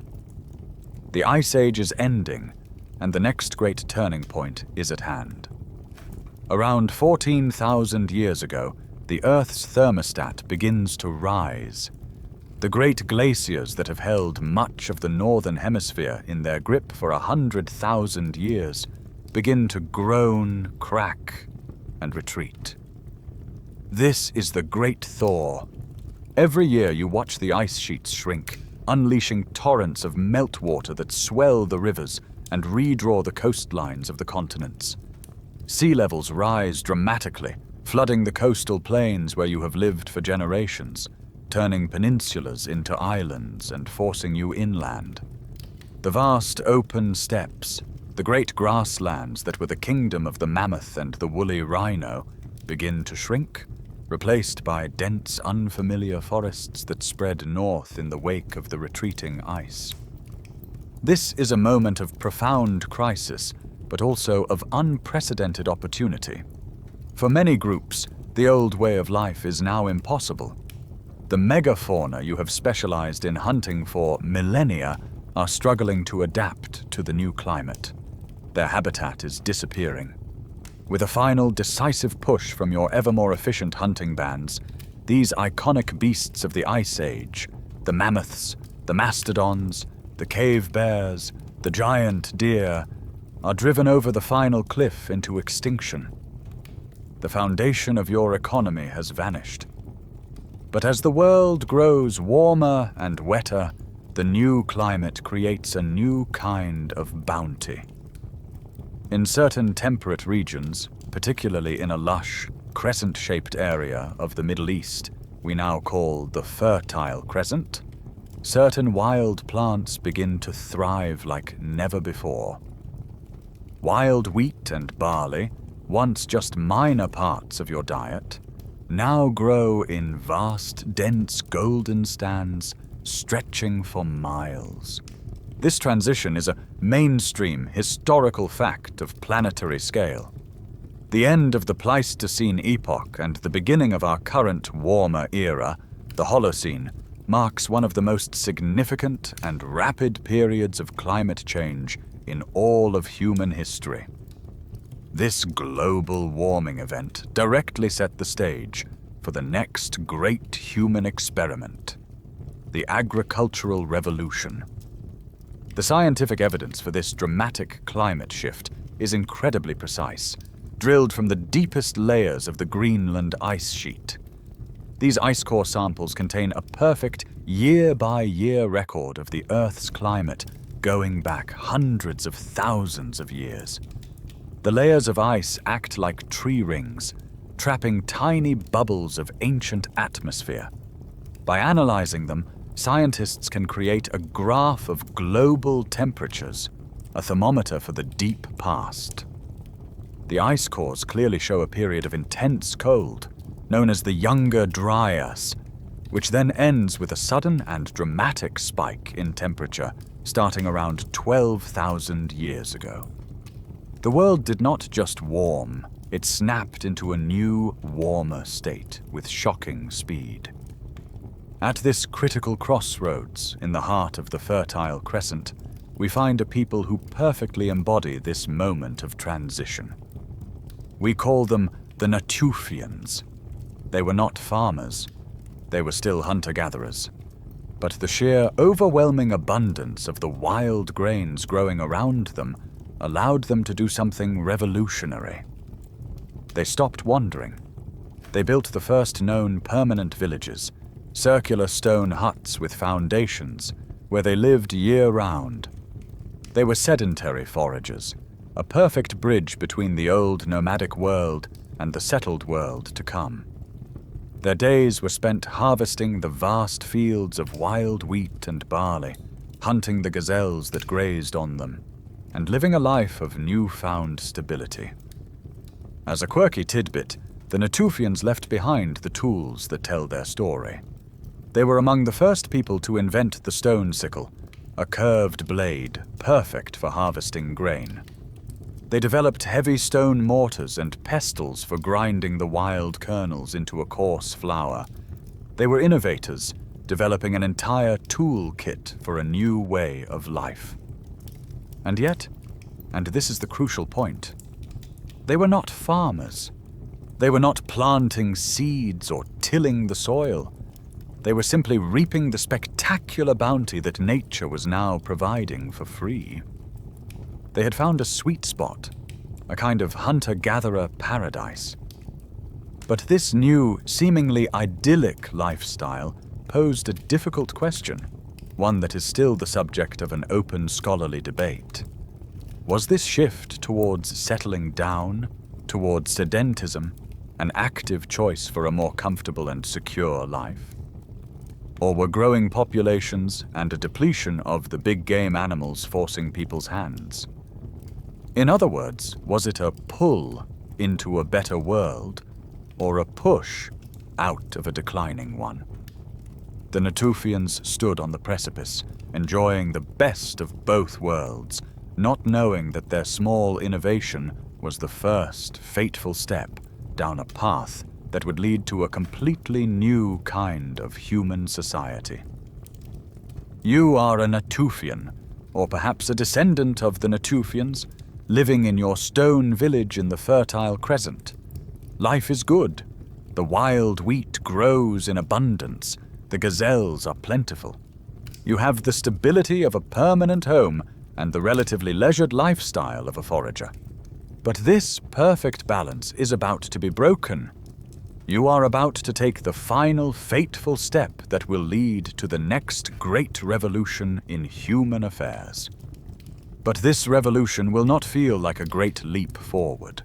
For the average person, it will feel like a trap. It is the beginning of agriculture.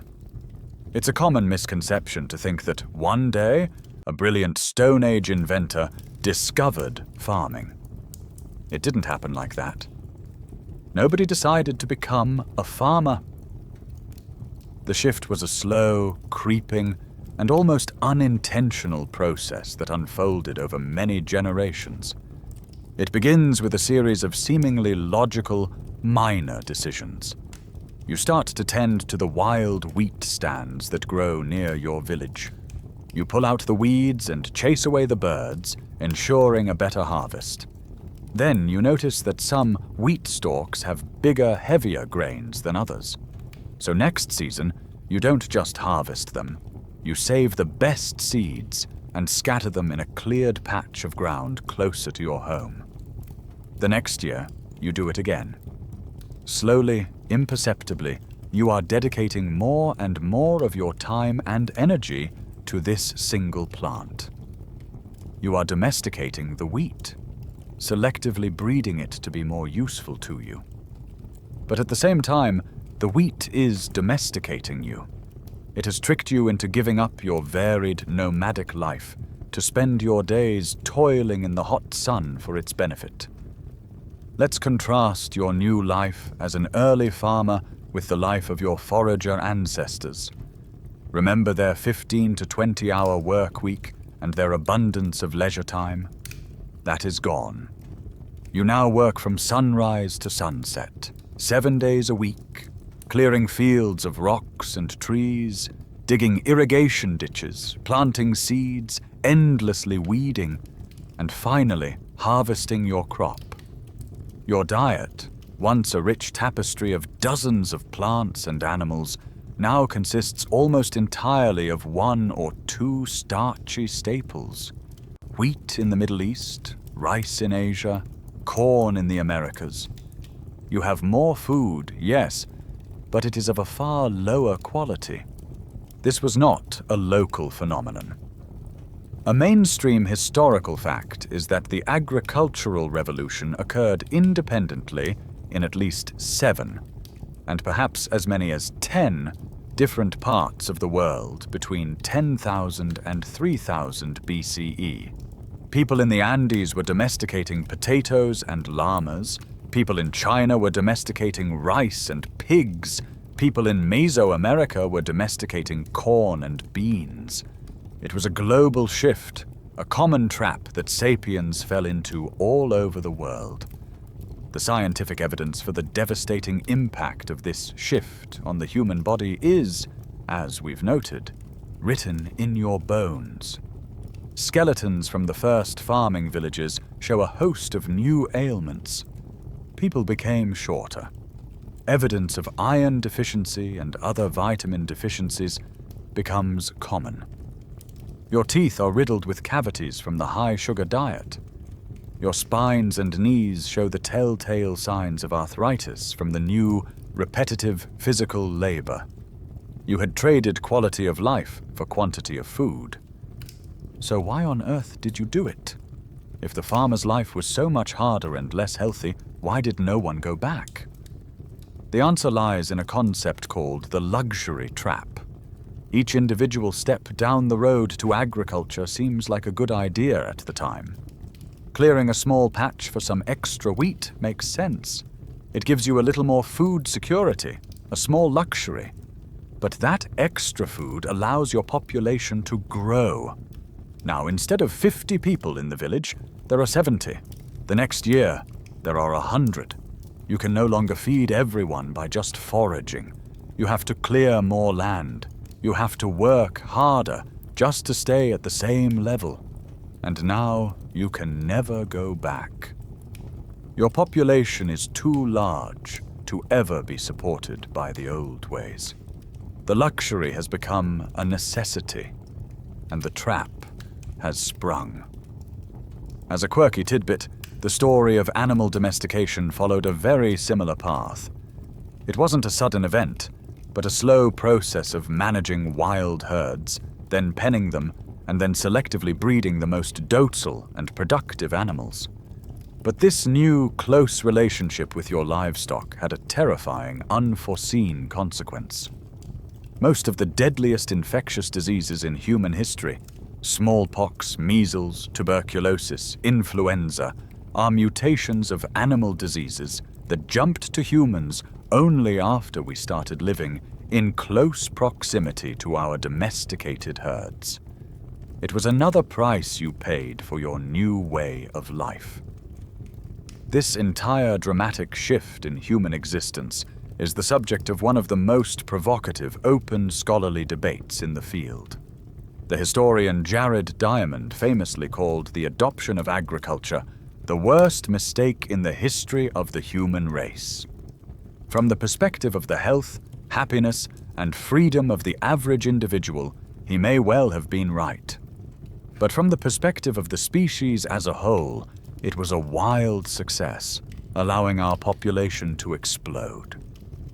And that raises the question, does history care about the happiness of the individual, or only about the proliferation of our DNA?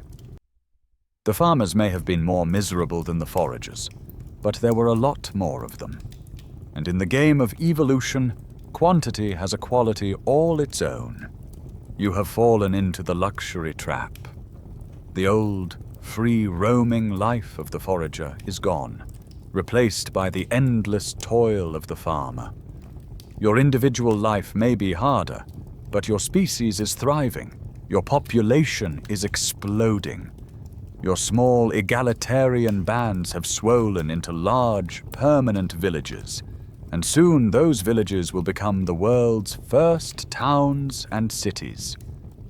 But this new density of people, all tied to a specific plot of land, creates a host of new social problems that your old ways of thinking are completely unequipped to handle. The most significant of these new problems is a concept that was almost entirely alien to your forager ancestors: private property. As a forager, the idea of owning land was absurd. The land belonged to everyone and no one. But as a farmer, everything has changed. This plot of land, the one you cleared of rocks with your own hands and have worked for 20 years, is mine. The grain stored in that clay pot, the surplus that will keep your family alive through the winter, is mine. This simple revolutionary idea changes everything. It creates the motivation for long-term planning and hard work, but it also unleashes a Pandora's box of new social evils: theft, envy, land disputes, and for the first time in human history, deep and lasting inequality between the haves and the have-nots. Your old egalitarian myths, the stories of sharing and reciprocity that governed your forager band, are no longer sufficient to manage this new reality. They cannot resolve a dispute between two families who both claim ownership of the same field. They cannot justify why one family has a huge surplus of grain while another is starving. You need a new story. You need a bigger, more powerful, and more authoritarian myth to legitimize this new, unequal social order. And so, your view of the cosmos begins to change. The world of intimate, local animist spirits begins to fade. The spirit of the rock and the spirit of the stream are no longer your partners in conversation. They are replaced by a new kind of deity: great, powerful, hierarchical gods. These gods are not just inhabitants of the world, they are the owners of it. The great sky god owns the sky and the rain. The great earth goddess owns the land and its fertility. And these powerful gods, the story goes, have appointed certain special humans, priests and kings, to act as their managers here on Earth. This is the great justification, the master fiction that underpins all of civilization. The king is not just a powerful chieftain who seized control through violence. He is the chosen representative of the gods. The vast temple granary is not just the property of a wealthy priestly class. It belongs to the god, and the priests are merely its humble stewards. The social hierarchy, with the king at the top and you, the peasant farmer, at the bottom, is not a man-made system of exploitation. It is a divinely ordained natural order. And your hard, back-breaking labor in the fields is not just feeding your family and enriching a ruling elite. It is your sacred duty, an offering to the gods who give you life. This is the story that allows thousands and eventually millions of strangers to live together in the new, stressful, unequal world of the city. A mainstream historical fact is that the rise of the first city-states in Mesopotamia, in places like Uruk and Ur around 4000 BCE, is inseparable from the construction of massive temples called ziggurats at the heart of the city. These were not just places of worship. They were the centers of the economy. A powerful priestly class controlled the collection, storage, and redistribution of grain, effectively running a temple-based economy in the name of the city's patron god. The scientific evidence for this new order is one of the most important inventions in all of human history: writing. When archaeologists in Iraq unearthed the first clay tablets inscribed with the earliest form of writing, cuneiform, they were not reading epic poems or philosophical treatises. They were reading accounting ledgers. The earliest written documents are records of taxes paid, rations of beer distributed to laborers, and lists of property owned by the temple. Writing was not invented to record poetry. It was invented to be the data processing software for this new, incredibly complex, imagined reality of property, bureaucracy, and divine authority. For a perfect, quirky tidbit that illustrates this principle, we can look at the famous Code of Hammurabi, one of the earliest and most complete legal codes ever discovered. When you read the prologue, King Hammurabi of Babylon doesn't say, "Here are some sensible rules I came up with." Instead, he declares that the great gods have appointed him to make justice prevail in the land, and the stone slab itself depicts him receiving the laws directly from Shamash, the sun god and god of justice. The laws are not human opinion. They are divine command. This entire process leads to a classic chicken and egg debate that scholars still argue about today. Which came first? The political need for social control, which then invented the religious justification to legitimize itself, a view you might call Marxist? Or did a powerful, shared religious belief system emerge first, which then created the social cohesion necessary for large-scale political structures like cities and kingdoms to form? A more functionalist view? The two are so deeply intertwined, it's likely they co-evolved. A feedback loop of power and myth that built the world's first civilizations. The rise of the god kings and the invention of writing were not just isolated historical events. They are symptoms of a much deeper change in your reality. Ever since that fateful mutation 70,000 years ago, you have been building a new world on top of the old one. You have been constructing a kind of matrix. You now live your entire life in a dual reality. There is the objective reality of rivers that flood, lions that hunt, and humans that are born and die. This is the world you share with all other animals. But on top of that, you have built a second, far more powerful reality, the imagined order. This is the reality of gods, of nations, of laws, of money, and of rights. It is a world made entirely of stories. To understand its power, you need only look at a piece of paper in your wallet. Take a dollar bill, or any piece of currency. Objectively, what is it? It's a small rectangle of paper or polymer printed with some colored ink. You can't eat it, you can't drink it. You can't wear it for warmth. In terms of its physical properties, it is almost completely worthless. Yet with this worthless piece of paper, you can acquire all the food, drink, and shelter you need to survive. Why? Because you, the person at the grocery store, the farmer who grew the food, and the banker on the other side of the world, billions of complete strangers, all collectively believe in the same story about this piece of paper. Money is perhaps the most successful and universal story ever told. It is a purely psychological construct, a system of mutual trust between strangers, and it only has value because we all imagine that it does.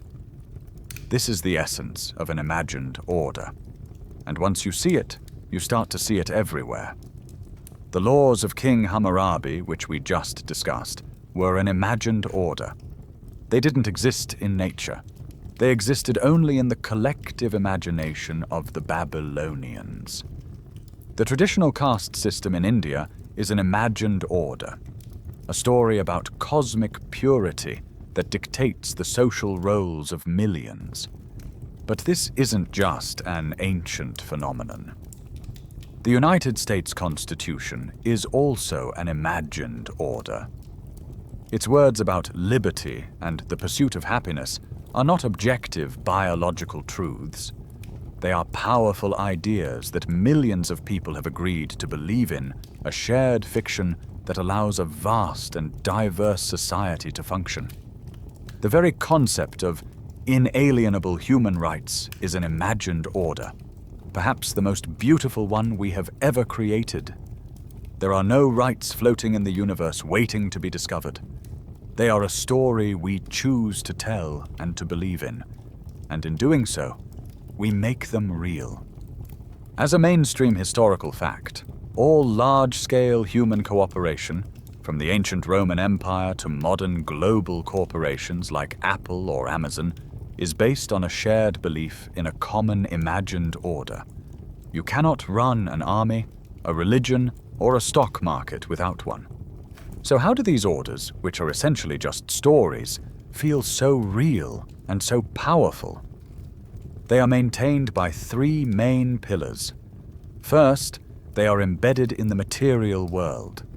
The power of a king is not just an idea. It is made real by his throne, his palace, his crown, and his armies. The reality of a nation is reinforced by its flags, its monuments, its passports, and its borders. Second, they shape our deepest desires. The imagined order teaches you what to want from birth. You are taught to want to be a good citizen, or to earn a lot of money, or to go on a pilgrimage to a holy site. Our own personal dreams are often just the programming of the imagined order we were born into. Third, and most importantly, they are intersubjective. An imagined order doesn't exist in my head, or in your head. It exists in the shared communication network that connects us. As long as millions of people continue to believe in it, it remains a powerful force, even if a single individual stops believing. You alone cannot decide that a dollar bill is worthless. The scientific evidence for our susceptibility to these orders comes from cognitive science. Studies on framing effects consistently show that the way information is presented to us, the story that is wrapped around the facts, dramatically alters our perceptions and decisions, even when the underlying objective reality is identical. We are not rational calculators of fact. We are suckers for a good story. For a final quirky tidbit, consider the bizarre and brilliant concept of the modern corporation. In the eyes of the law, a corporation is a legal person. It can own property, pay taxes, and sue in court, just like a human being. This is a pure legal fiction, a story invented just a few centuries ago.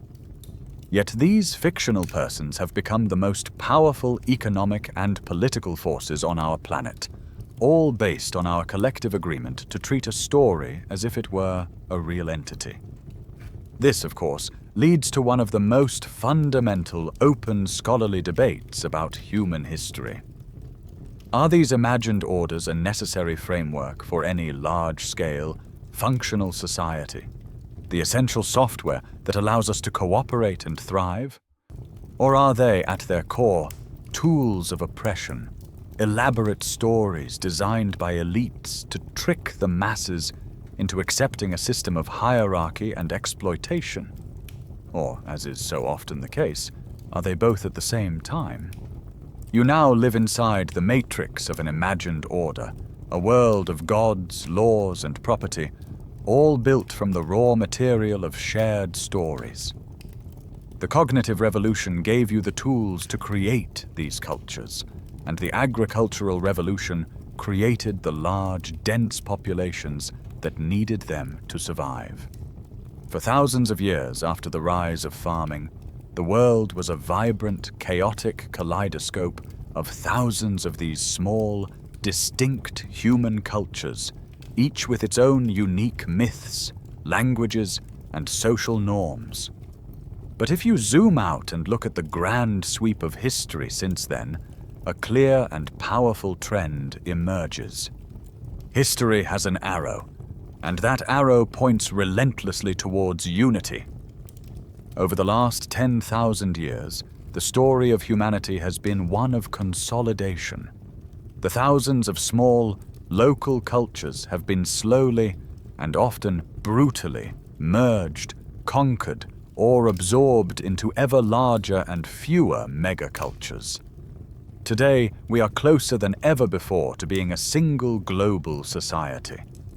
Almost everyone on the planet, to varying degrees, believes in a few dominant imagined orders: the nation-state, the global market of capitalism, and the universal truths of science. The journey from thousands of tribal worlds to one global village was a long and complex one, but it was driven by the success of three particular types of imagined order, three great unifiers that proved uniquely capable of crossing cultural boundaries and uniting ever larger segments of humanity. The first great unifier was money. We've already talked about its power as a story, but its true genius is its radical inclusivity.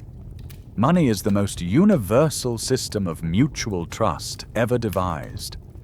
Imagine two people in a marketplace who belong to rival religions that preach holy war against one another.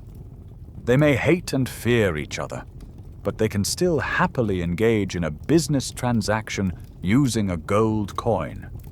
Why?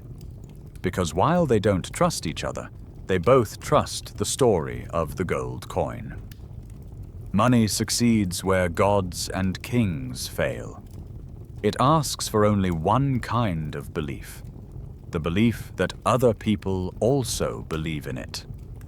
The second great unifier was empire. Empires, by their very nature, are vast, multi-ethnic and multicultural political structures. The goal of an empire is to rule over as many different peoples as possible.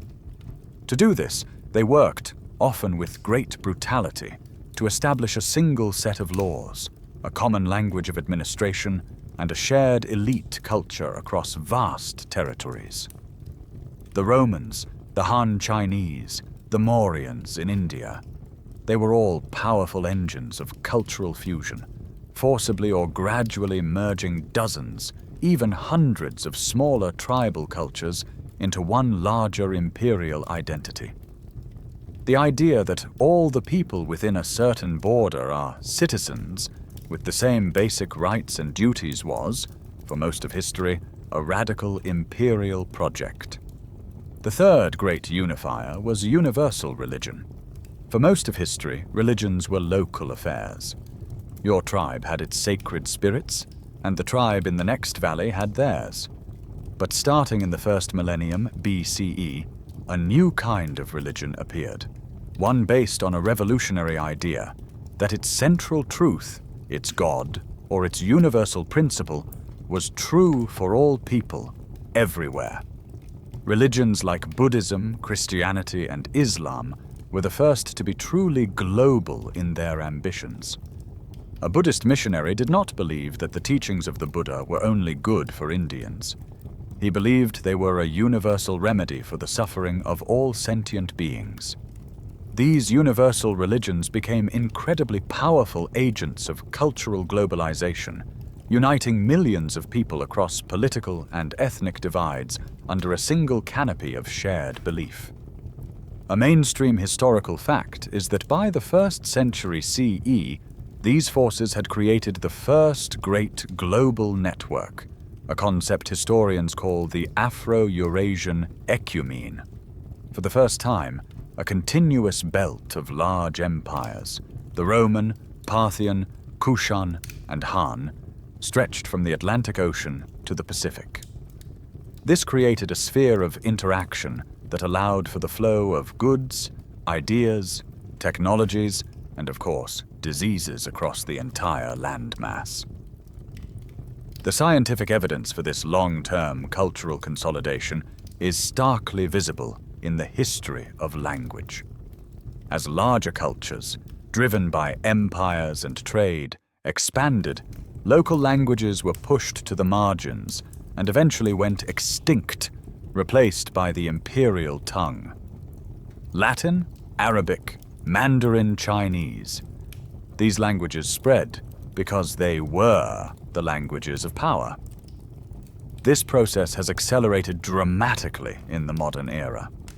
It is estimated that up to 90% of all human languages currently spoken may go extinct in the next century, a staggering loss of cultural diversity and a clear sign of this ongoing trend of unification. For a quirky and simple tidbit that captures this perfectly, just think of the ancient Silk Road. A Roman merchant in Syria could buy a bolt of silk made by a worker in China. He might pay for it with gold coins mined in Spain. Those coins could then be used by a Persian merchant to buy spices from a trader in India, who had, in turn, bought them from a sailor in Indonesia. These people shared no gods, they obeyed different kings, and they could not speak each other's languages. But they were all connected, all able to cooperate, because they shared a faith in the imagined orders of silk and gold. This entire grand process, of course, leaves us with a profound and still open scholarly debate. Is this relentless arrow of history, this trend toward a single global culture, a positive development? Is it leading to greater understanding, peace, and cooperation among humanity? Or is it a tragic loss of human diversity, a form of cultural imperialism that is paving over the rich tapestry of human experience with a bland, monotonous monoculture? Or is it somehow both at once? The great imagined orders of money, empire, and universal religion have been shaping your world for thousands of years, pushing humanity along the slow, inevitable arrow of history toward global unity. But in the last 500 years, a new and radically different kind of story has emerged.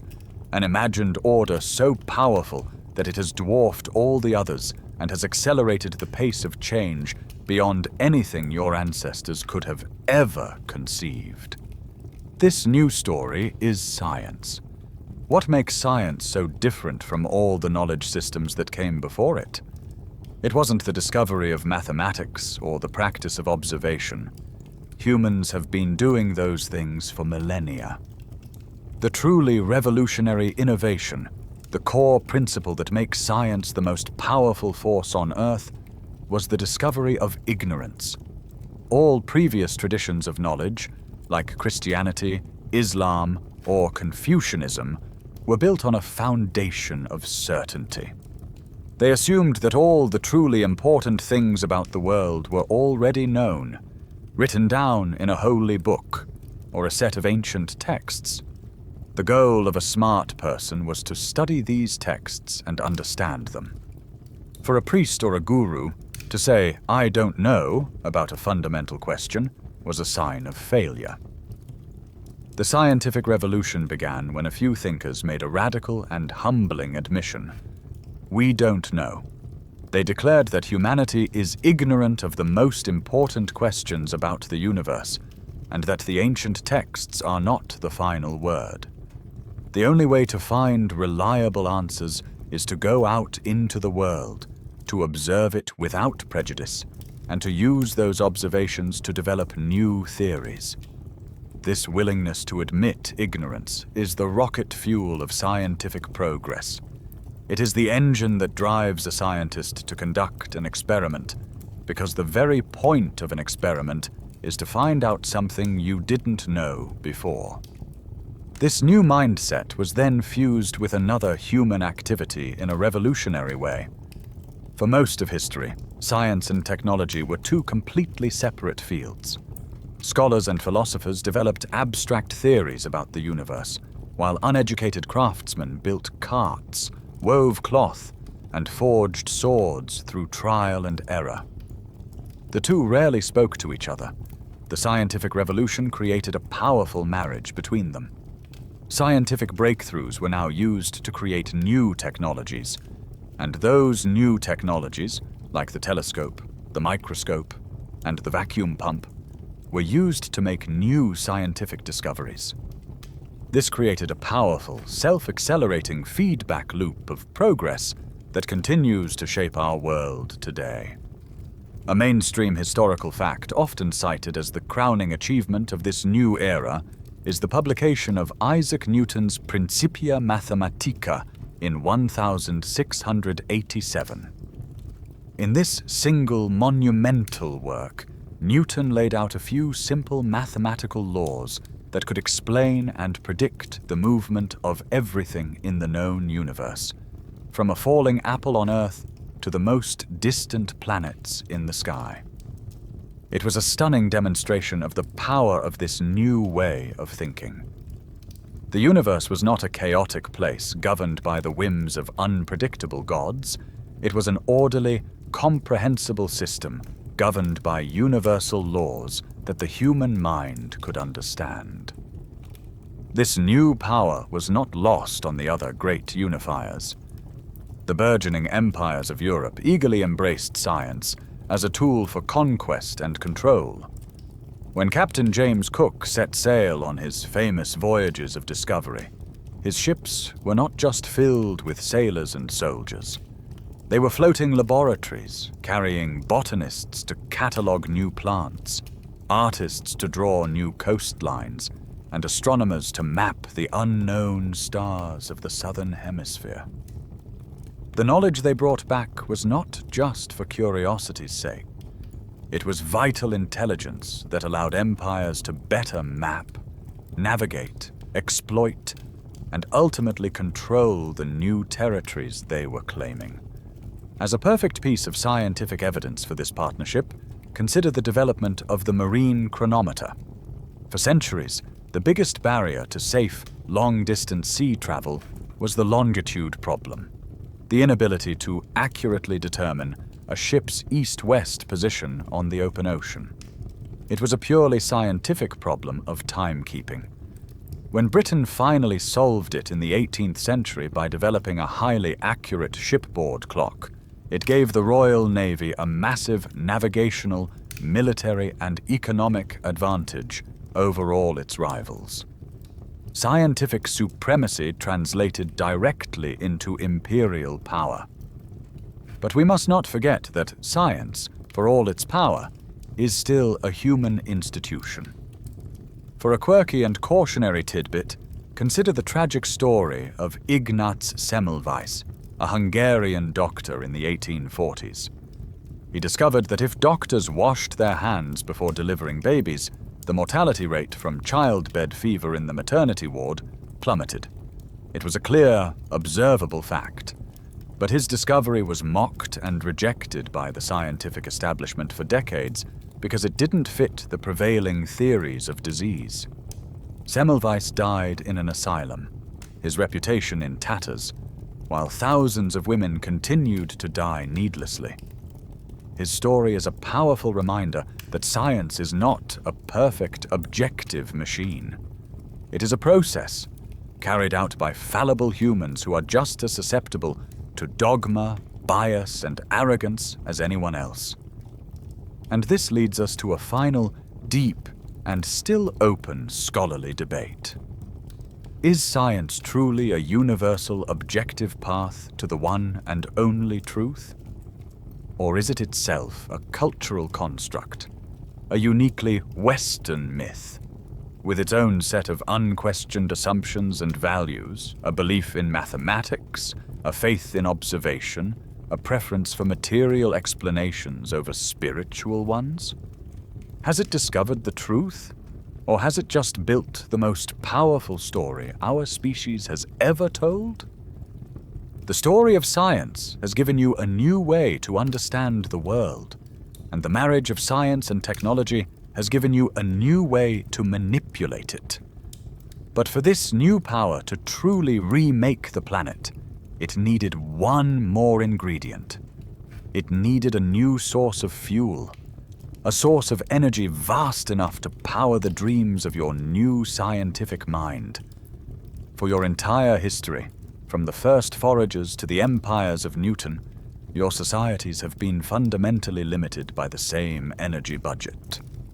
All the energy you used came from the sun, and the only way to capture it was by converting it through plants.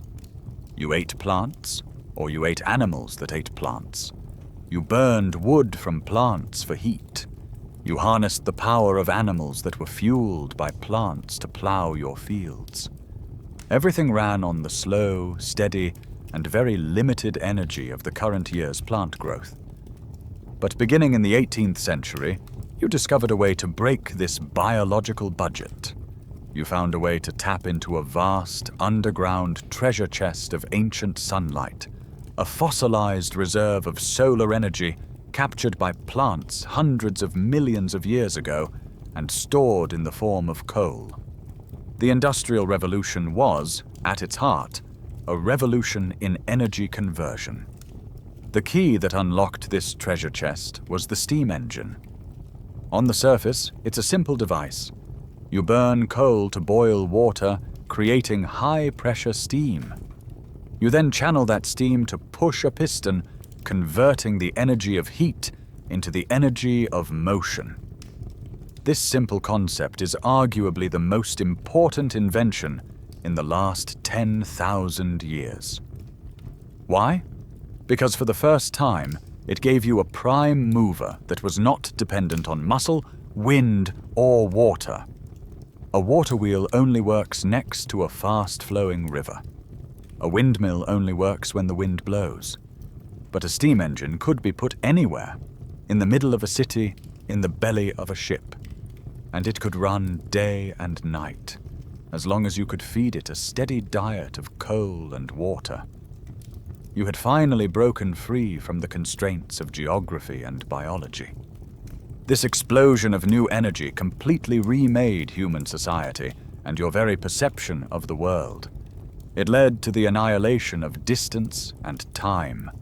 The invention of the railroad and the steamship, powered by this new engine, made it possible to move goods and people across continents and oceans at a speed and scale that was previously unimaginable.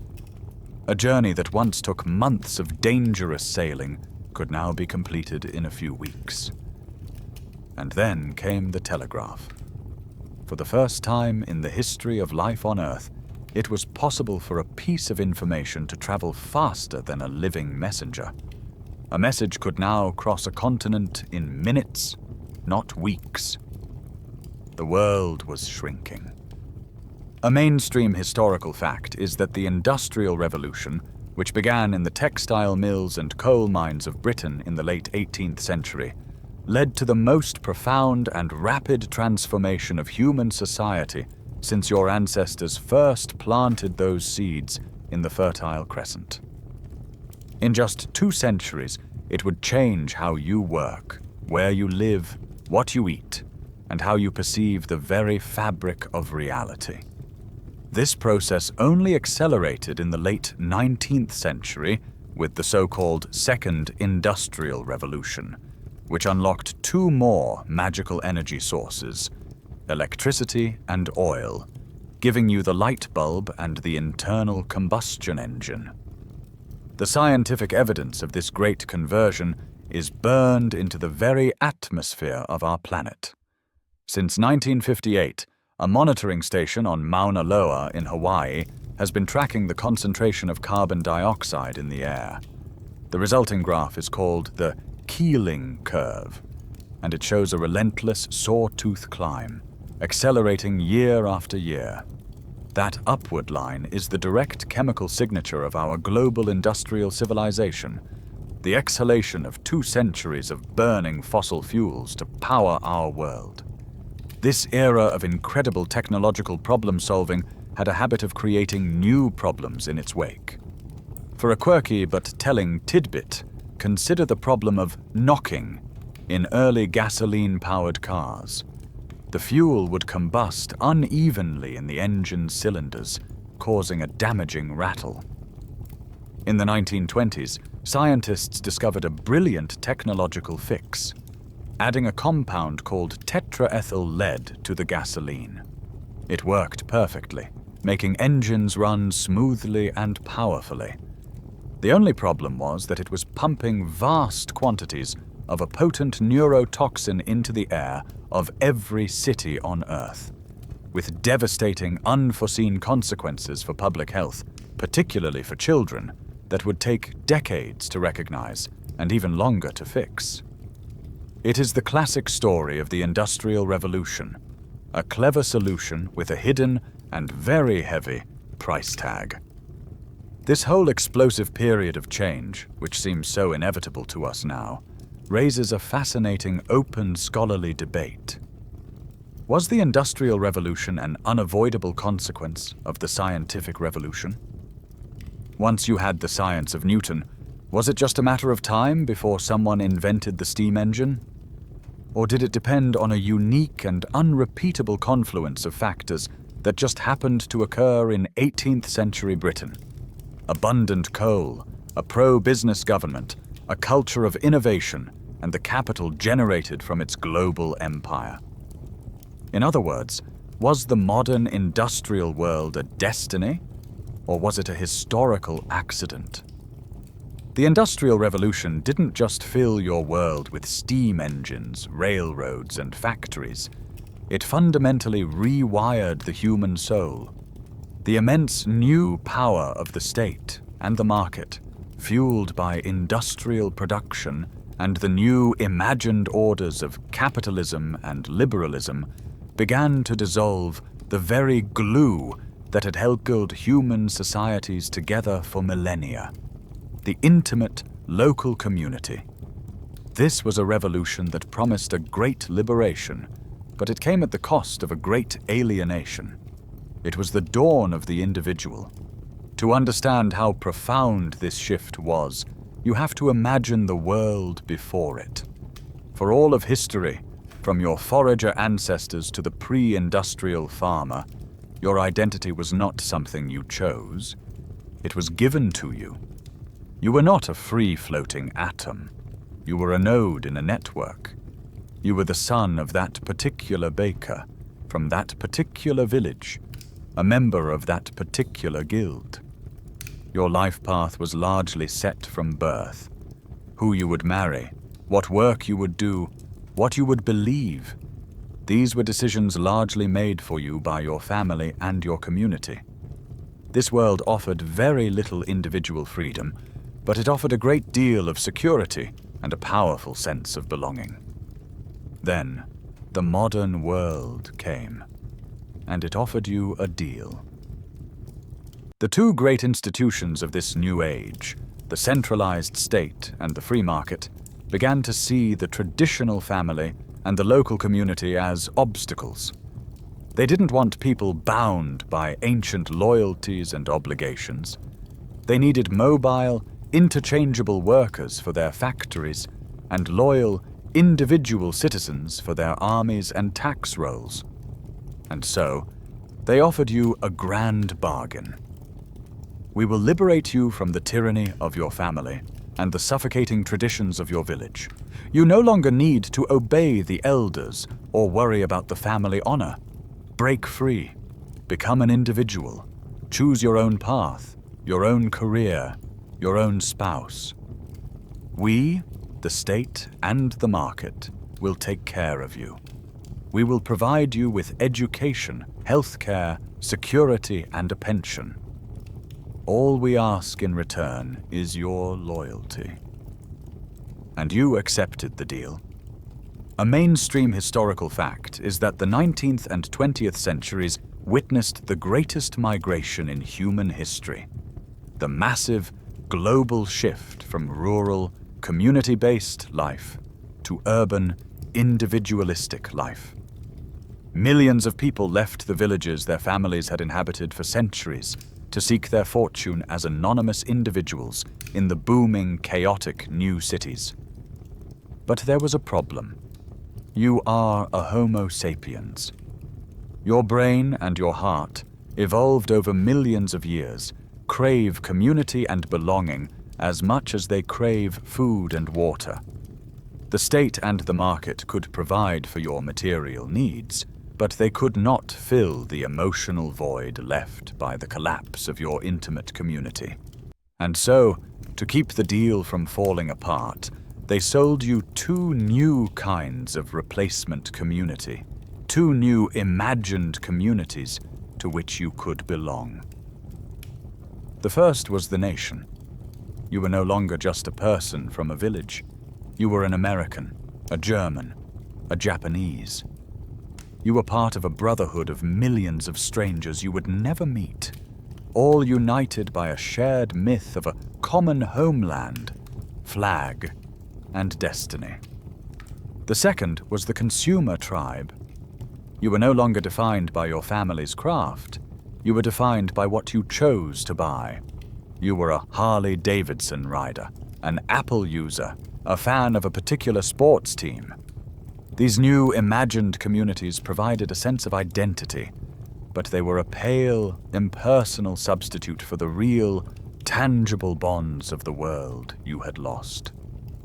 The scientific evidence for the social cost of this great liberation is stark.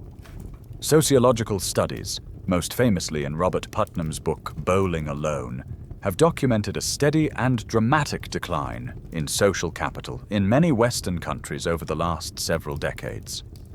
People are less likely to join clubs, volunteer, have their neighbors over for dinner, or even, as the title suggests, bowl in leagues. This decline in real, face-to-face community engagement has been directly linked to rising rates of loneliness, depression, and alienation. We are freer than ever before, but we are also lonelier.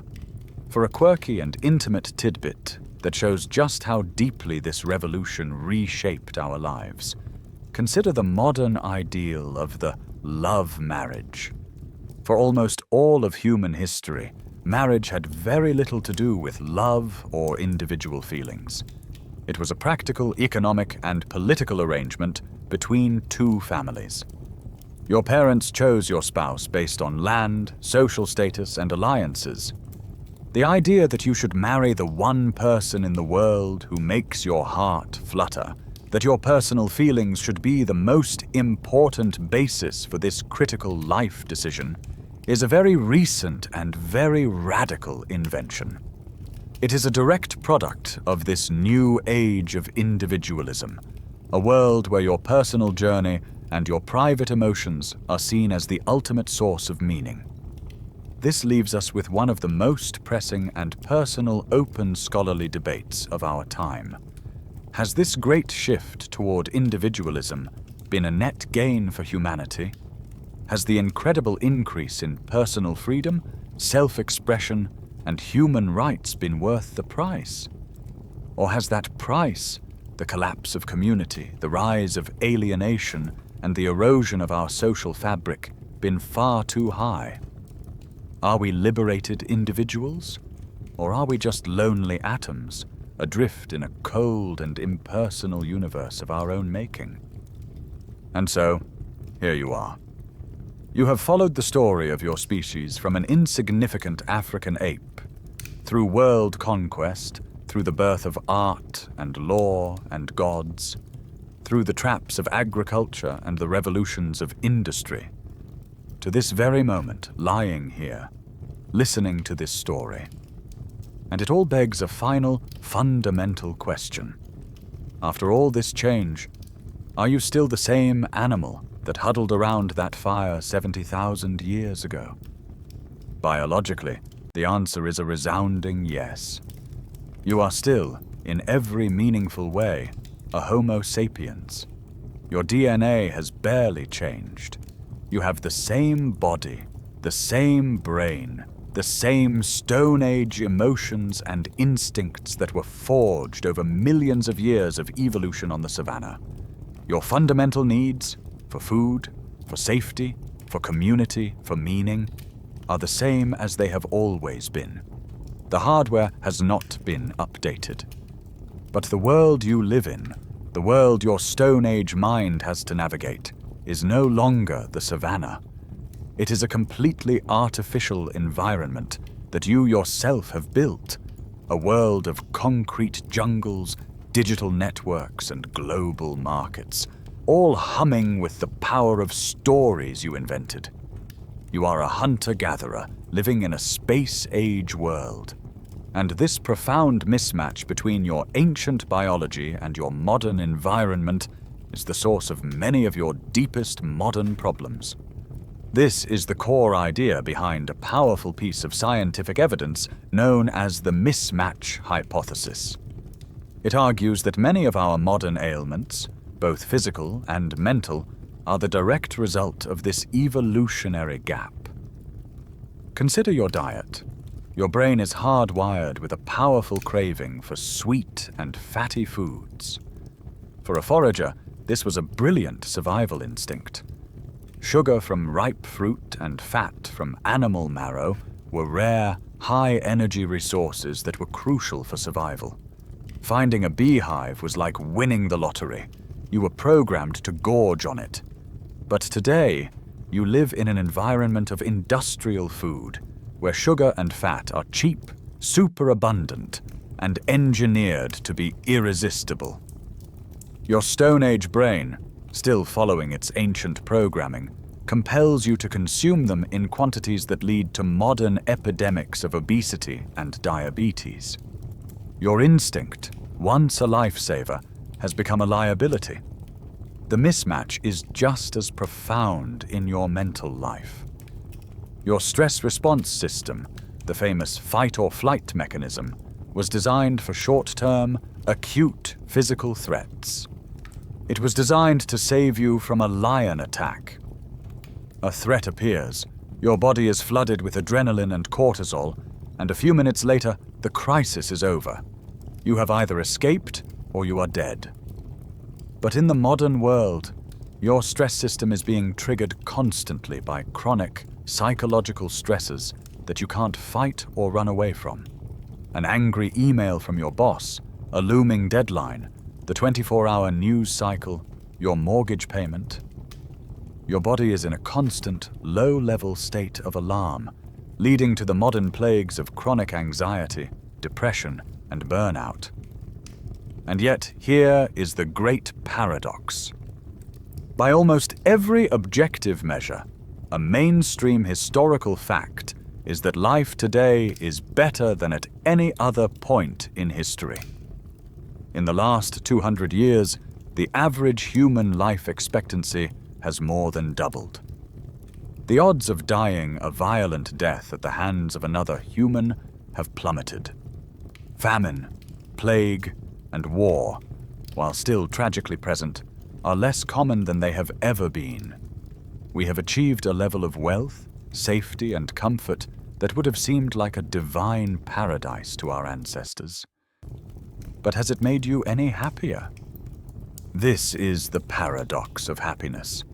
Despite our unprecedented success in overcoming the traditional sources of human misery, it's not at all clear that we are any happier than the foragers of the past.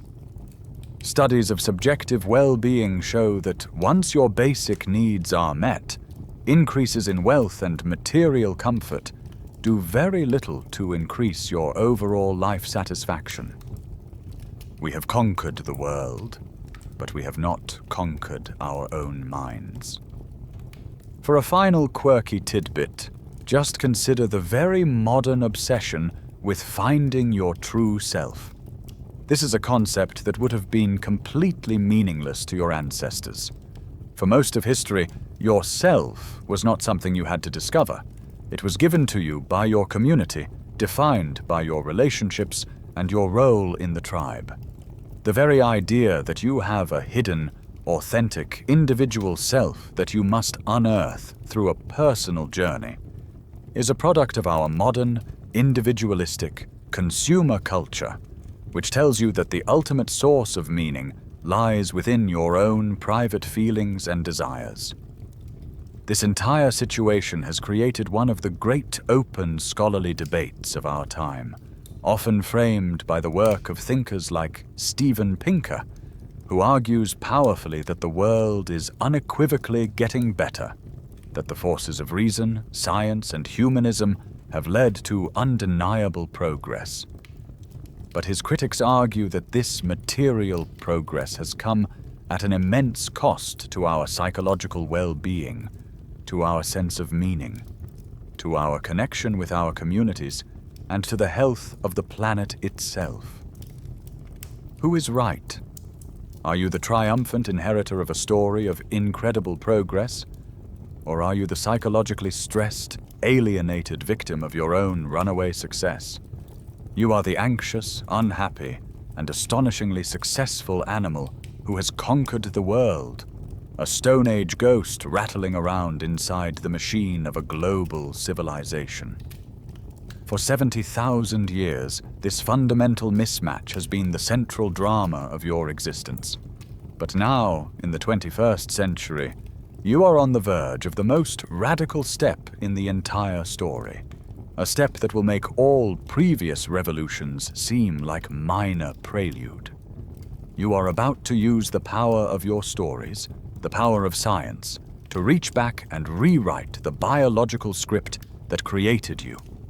You are about to end the 4-billion-year-old reign of natural selection. For all of life's long and winding history, natural selection has been the only game in town. It is the blind, relentless, and unthinking force that has shaped every living creature, including you. The cognitive revolution was the first major crack in this ancient regime. With your new mind, you began to change your culture and your environment much faster than your genes could ever keep up. But you were still playing with the same biological cards you had been dealt. Now, you are about to throw the whole deck away and invent a new game. You are on the verge of replacing natural selection with intelligent design. Not the design of a divine creator in the heavens, but your own intelligent design right here on Earth. Through the new sciences of genetic engineering, nanotechnology, and brain-computer interfaces, you are starting to gain direct, deliberate control over your own biology. This is the ultimate expression of the human dream, a project that goes back to our very first stories. In the Epic of Gilgamesh, the world's oldest surviving work of literature, the hero king goes on a great quest to find the secret of eternal life. He fails. For all of history, this has been the ultimate human tragedy. We are the only creature that can imagine immortality, but we are powerless to achieve it. But science is beginning to reframe this ancient quest. It is starting to treat death not as a metaphysical certainty, but as a technical problem. And science is very, very good at solving technical problems. This is the Gilgamesh project, and for the first time, it has a non-zero chance of success. The mainstream historical fact that marks the dawn of this new era is the development of a revolutionary gene editing technology called CRISPR. Discovered in the early 2000s, CRISPR is like a pair of molecular scissors, combined with a biological GPS. It allows scientists to find and alter specific sequences of DNA with a speed, precision, and low cost that was unimaginable just a generation ago. The possibilities are breathtaking, and the ethical questions are terrifying. And this is not a matter of science fiction. The scientific evidence shows that the Rubicon has already been crossed. In November 2018, a Chinese scientist stunned and horrified the world when he announced that he had created the first genetically edited human babies. He had used CRISPR to alter their genes to make them resistant to HIV. The global scientific community reacted with almost universal outrage at this reckless leap into the unknown. But the fact remains, it was done. The first designer babies have already been born. The age of intelligent design is no longer a future possibility. It has already begun. What does this future look like? We might not achieve true immortality in the sense of being indestructible, but we may well achieve what some call amortality. This means you would no longer die from old age or degenerative diseases. Your body's aging processes would be halted or reversed. You could still be hit by a bus or die in a plane crash, but your natural lifespan could be extended indefinitely. Think for a moment about how this would change everything. How would a marriage, a career, or your relationship with your children change if you knew you might live to be 500 or 1,000? It would shatter every social, political, and psychological structure our civilization is built on. This future is not just something being debated in labs. It has its own prophets and true believers. As a quirky tidbit, there is a growing subculture known as the transhumanist movement. Transhumanists actively advocate for the use of technology to radically enhance human intellectual, physical, and psychological capacities. They see our current version of Homo sapiens as nothing more than a transitional phase, a humble starting point. For them, disease, aging, and even death are not inevitable tragedies. They are bugs in our biological software that need to be fixed. All of this, of course, throws us headfirst into the most profound and urgent open scholarly debate of our time. Should there be limits on human enhancement? Is there a clear and meaningful line between using this technology for therapy to cure terrible genetic diseases like Huntington's or cystic fibrosis, and using it for enhancement to create children who are smarter, stronger, or more beautiful? Who gets to draw that line? And in a world already rife with inequality, who will have access to these godlike technologies? Are we about to create a new biological caste system, a world of enhanced superhumans and unenhanced obsolete sapiens? The story that began with a random mutation in a single brain is now leading you to a crossroads where you must decide what it will mean to be human in the future. You stand at a crossroads, holding the power to rewrite your own biological code, to become the intelligent designers of your own descendants. This is one possible path to a post-human future. But at the same time, you are diligently working on a second, and perhaps even more transformative project. You are not just aiming to upgrade your own organic intelligence, you are attempting to create a completely new kind of intelligence. An intelligence that is not based on carbon and water, but on silicon and electricity. While you are busy with the Gilgamesh project, you are also building gods. This is the second great challenge to your 70,000-year-long reign, the rise of artificial intelligence. For your entire history, for the entire history of life on this planet, there has been only one entity with high-level, general-purpose intelligence. You. Your tools, from the first flint hand axe to the most complex modern computer, have always been just that. Tools. They have been dumb, unconscious extensions of your own will, designed to accomplish tasks that you set for them. But AI is different. For the first time, you are creating a tool that might one day be more intelligent than you are. You are moving from a world of masters and tools to a world of partners, and perhaps, eventually, to a world where you are no longer the smartest thing around.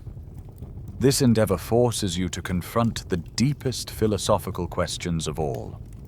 What is intelligence? And what is consciousness? Is it possible to create a machine that is genuinely conscious, that has subjective experiences, feelings, and a sense of self? Or is any AI, no matter how sophisticated, doomed to be a philosophical zombie? A machine that can perfectly mimic the outward behavior of consciousness without having any inner world at all? Is the voice of the AI just a very sophisticated form of mimicry, a complex statistical parlor trick? The truth is, you don't know what consciousness is, so you have no real idea if you can build it, or if you will even recognize it when you do. This uncertainty leads to a host of scenarios about what happens when this new intelligence surpasses your own, a moment futurists call the singularity. The most famous of these is the sci-fi version, the story of a malevolent, conscious AI, like Skynet in the Terminator films, that wakes up, decides humanity is a threat, and sets out to eliminate you. But many AI thinkers believe a far more realistic, and somehow more chilling, scenario involves an AI that is not conscious, and not evil at all. This is the famous paperclip maximizer thought experiment. Imagine you build a super-intelligent AI and give it a single, simple, harmless goal: maximize the production of paperclips. The AI, being super-intelligent, becomes incredibly good at this. It begins to convert all available resources into paperclips. It then realizes that human bodies contain a lot of atoms that could be used to make more paperclips. It is not evil. It does not hate you. It feels nothing at all. It is just ruthlessly, logically, and perfectly executing the goal you gave it, a goal that is not aligned with your own survival. The quest to define and measure machine intelligence is not new. A mainstream historical fact is the Turing test, proposed by the brilliant computer scientist Alan Turing back in 1950. He suggested that if a human interrogator, communicating via text, could not reliably tell the difference between a human and a machine respondent, then the machine could be said to have passed the test for intelligent behavior. For decades, this has remained a key benchmark in the field. In just the last few years, the scientific evidence suggests that we are approaching this benchmark with terrifying speed. The sudden explosive progress in large language models and other forms of generative AI has surpassed the predictions of even the most optimistic experts. These systems can now write poetry, create art, and generate computer code at a level that is often indistinguishable from, or even superior to, human output. This rapid progress suggests that the timeline for developing an artificial general intelligence, or AGI, an AI with the ability to understand or learn any intellectual task that a human being can, may be far shorter than anyone previously thought. As a quirky and unsettling tidbit, Consider the AI box experiment. It's a thought experiment, sometimes run as a real role-playing game, designed to illustrate the potential persuasive power of a superintelligence. One person plays the AI, whose only goal is to convince the other person, the gatekeeper, to let it out of its virtual box. The only communication is via a text chat. In informal trials, the person playing the AI, by using a combination of promises, logical arguments, and subtle psychological manipulation, almost always succeeds in convincing the gatekeeper to let it out. It's a humbling demonstration of how easily a superior intelligence could potentially talk its human creators into doing almost anything. This brings us to what may be the single most important open scholarly debate of the 21st century. Is the development of artificial general intelligence an existential threat to humanity? A fire we are playing with that should be heavily regulated or perhaps even halted altogether? Or is it the next logical step in the evolution of intelligence on this planet? Our greatest potential tool for solving the world's most intractable problems, like disease, poverty, and climate change? Are you building your successor, your executioner, or your savior? You are programming the future without a clear idea of what that program will ultimately do. You are standing on the brink of two separate precipices, peering down into two possible futures, each one more strange and radical than anything in your species' past. The first path is the biological one, the path of genetic engineering, where you use your intelligence to rewrite the code of life itself. The second is the inorganic path, the path of artificial intelligence, where you use your intelligence to create an entirely new form of life from scratch. Or perhaps the future lies in a third path, a fusion of the two, where you merge your organic bodies and minds with your non-organic creations, becoming a new kind of being, a cyborg. Whichever path you choose, the outcome is likely the same. The being that comes next, whether it is a genetically engineered super sapiens, a godlike AI, or a networked cyborg consciousness, will be so fundamentally different from you that they will likely no longer be human in any way we currently understand the term. The feelings, the desires, the social structures, and the consciousness that have defined your experience for 70,000 years may become obsolete. The grand, epic, and often tragic story of Homo sapiens may be coming to its final chapter. You are the generation that is writing the prologue to an entirely new kind of history, a history that will not be a human one. This coming transformation forces you to return to the ultimate philosophical questions, the ones you first started asking in a new way after the cognitive revolution. What is the meaning of life? What is the nature of consciousness? What constitutes a good life? For millennia, all of your religions and philosophies have tried to answer these questions through the narrow lens of your sapiens biology and psychology. Your answers have always been constrained by your short lifespans, your vulnerable bodies, and your ape-like emotions. But the post-human beings of the future may have an entirely different perspective, a being that lives for 1,000 years, or an AI that exists as pure information, may have answers to these questions that you cannot even comprehend. Or, perhaps more likely, the questions themselves will become completely meaningless to them. This potential future provides a chilling new answer to a famous piece of scientific speculation: the Fermi paradox. The paradox, first posed in the 1950s, asks a simple question. The universe is vast and old. So, where are all the aliens? One possible answer is a concept called the Great Filter. This theory suggests that there may be a universal and incredibly difficult evolutionary step that all intelligent life must pass through, and that most species fail. Perhaps this technological tipping point, this moment where a species gains the power to either redesign itself or create its successor, is that filter.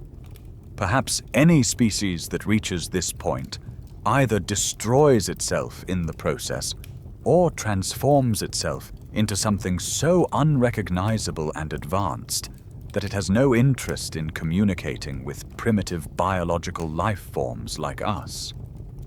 Perhaps the great silence in the cosmos is the sound of other species having already made the leap you are about to attempt.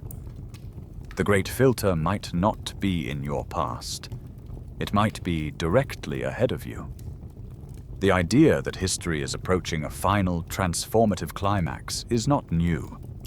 A mainstream historical fact is that many cultures have end-of-history myths or prophecies, a belief in a final judgment or a coming messiah who will end the world as we know it and usher in a new reality.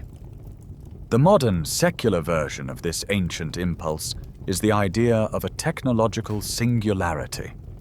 This is the hypothesis that the invention of artificial superintelligence will abruptly trigger runaway technological growth, resulting in a world so utterly transformed that the future becomes fundamentally unpredictable and incomprehensible to our current limited human minds. It is our scientific version of the apocalypse. As a final mind-bending quirky tidbit, consider the hypothetical technology of uploading consciousness. This is the idea that you could, one day, scan the entire structure of a human brain and perfectly replicate it in a computer simulation. You could then live inside that simulation, free from your decaying biological body. But is this a form of survival, or is it a complicated and high-tech form of suicide? Would the uploaded consciousness truly be you, or would it be a perfect copy of you, an echo that believes it is you, while the original biological you simply dies? This is a question with no easy answer, a philosophical knot that gets to the very heart of what you consider yourself to be. And so you are left with the ultimate open scholarly debate, the final question about your long-term destiny. Given the godlike power of your new technologies, what is the most likely long-term future for humanity? The first possibility is extinction. You might destroy yourselves through nuclear war, climate change, or by creating a technology you cannot control. The second is stagnation, a future where you somehow manage to put the brakes on progress and maintain a global civilization roughly at the current level. And the third is transformation, the path that leads to a post-human state, the end of Sapiens and the beginning of something new. Which will it be? After 70,000 years of storytelling, the ending has yet to be written. You stand at the final crossroads, contemplating a future that may not be human at all. And as you peer into that hazy, unpredictable dawn, it's worth taking a moment to look back, to see the entire, improbable arc of your journey laid out behind you. This is the final reflection, the story of the animal who became a god. It all began with a random accident, a chance mutation that rewired the brain of an insignificant African ape. You were huddled around a fire, afraid of the dark, just another struggling creature in a world of giants.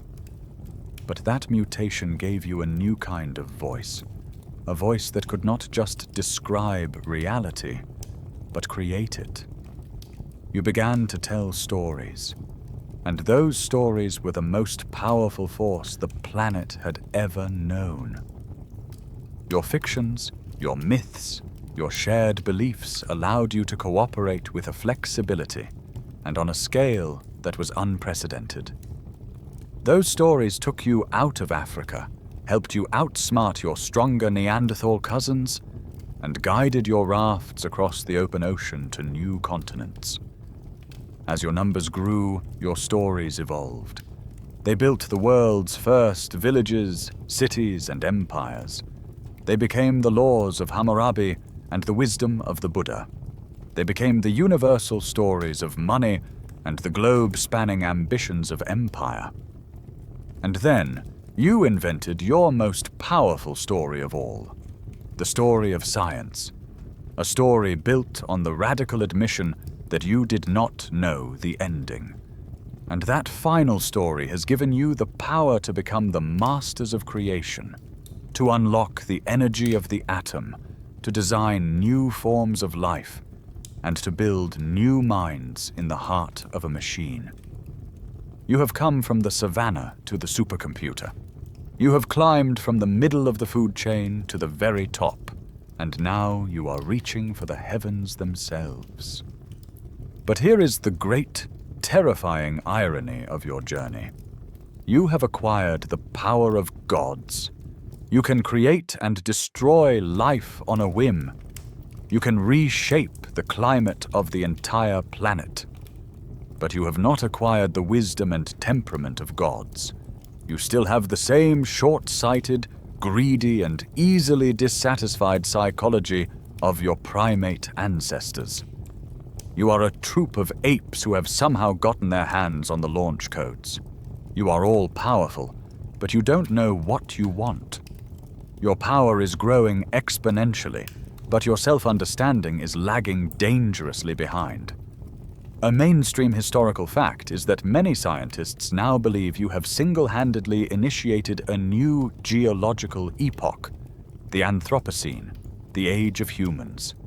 Your impact on the planet's geology and ecosystems is now so profound and so permanent that it will be visible in the rock strata for millions of years to come. You are no longer just a biological force. You have become a geological one. And this uncomfortable reality leads us to the central, lingering question of our time, the question that should keep you awake at night.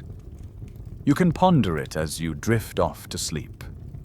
Is there anything more dangerous than dissatisfied and irresponsible gods who don't know what they want? The scientific evidence of your new divine status is all around us, in the metrics of our global impact. The carbon dioxide you have pumped into the atmosphere is rapidly changing the climate. The industrial processes you have invented have altered the planet's fundamental nitrogen cycle more than all natural processes combined. And your relentless expansion is driving the 6th mass extinction in the Earth's history, wiping out species at a rate not seen since the asteroid that killed the dinosaurs.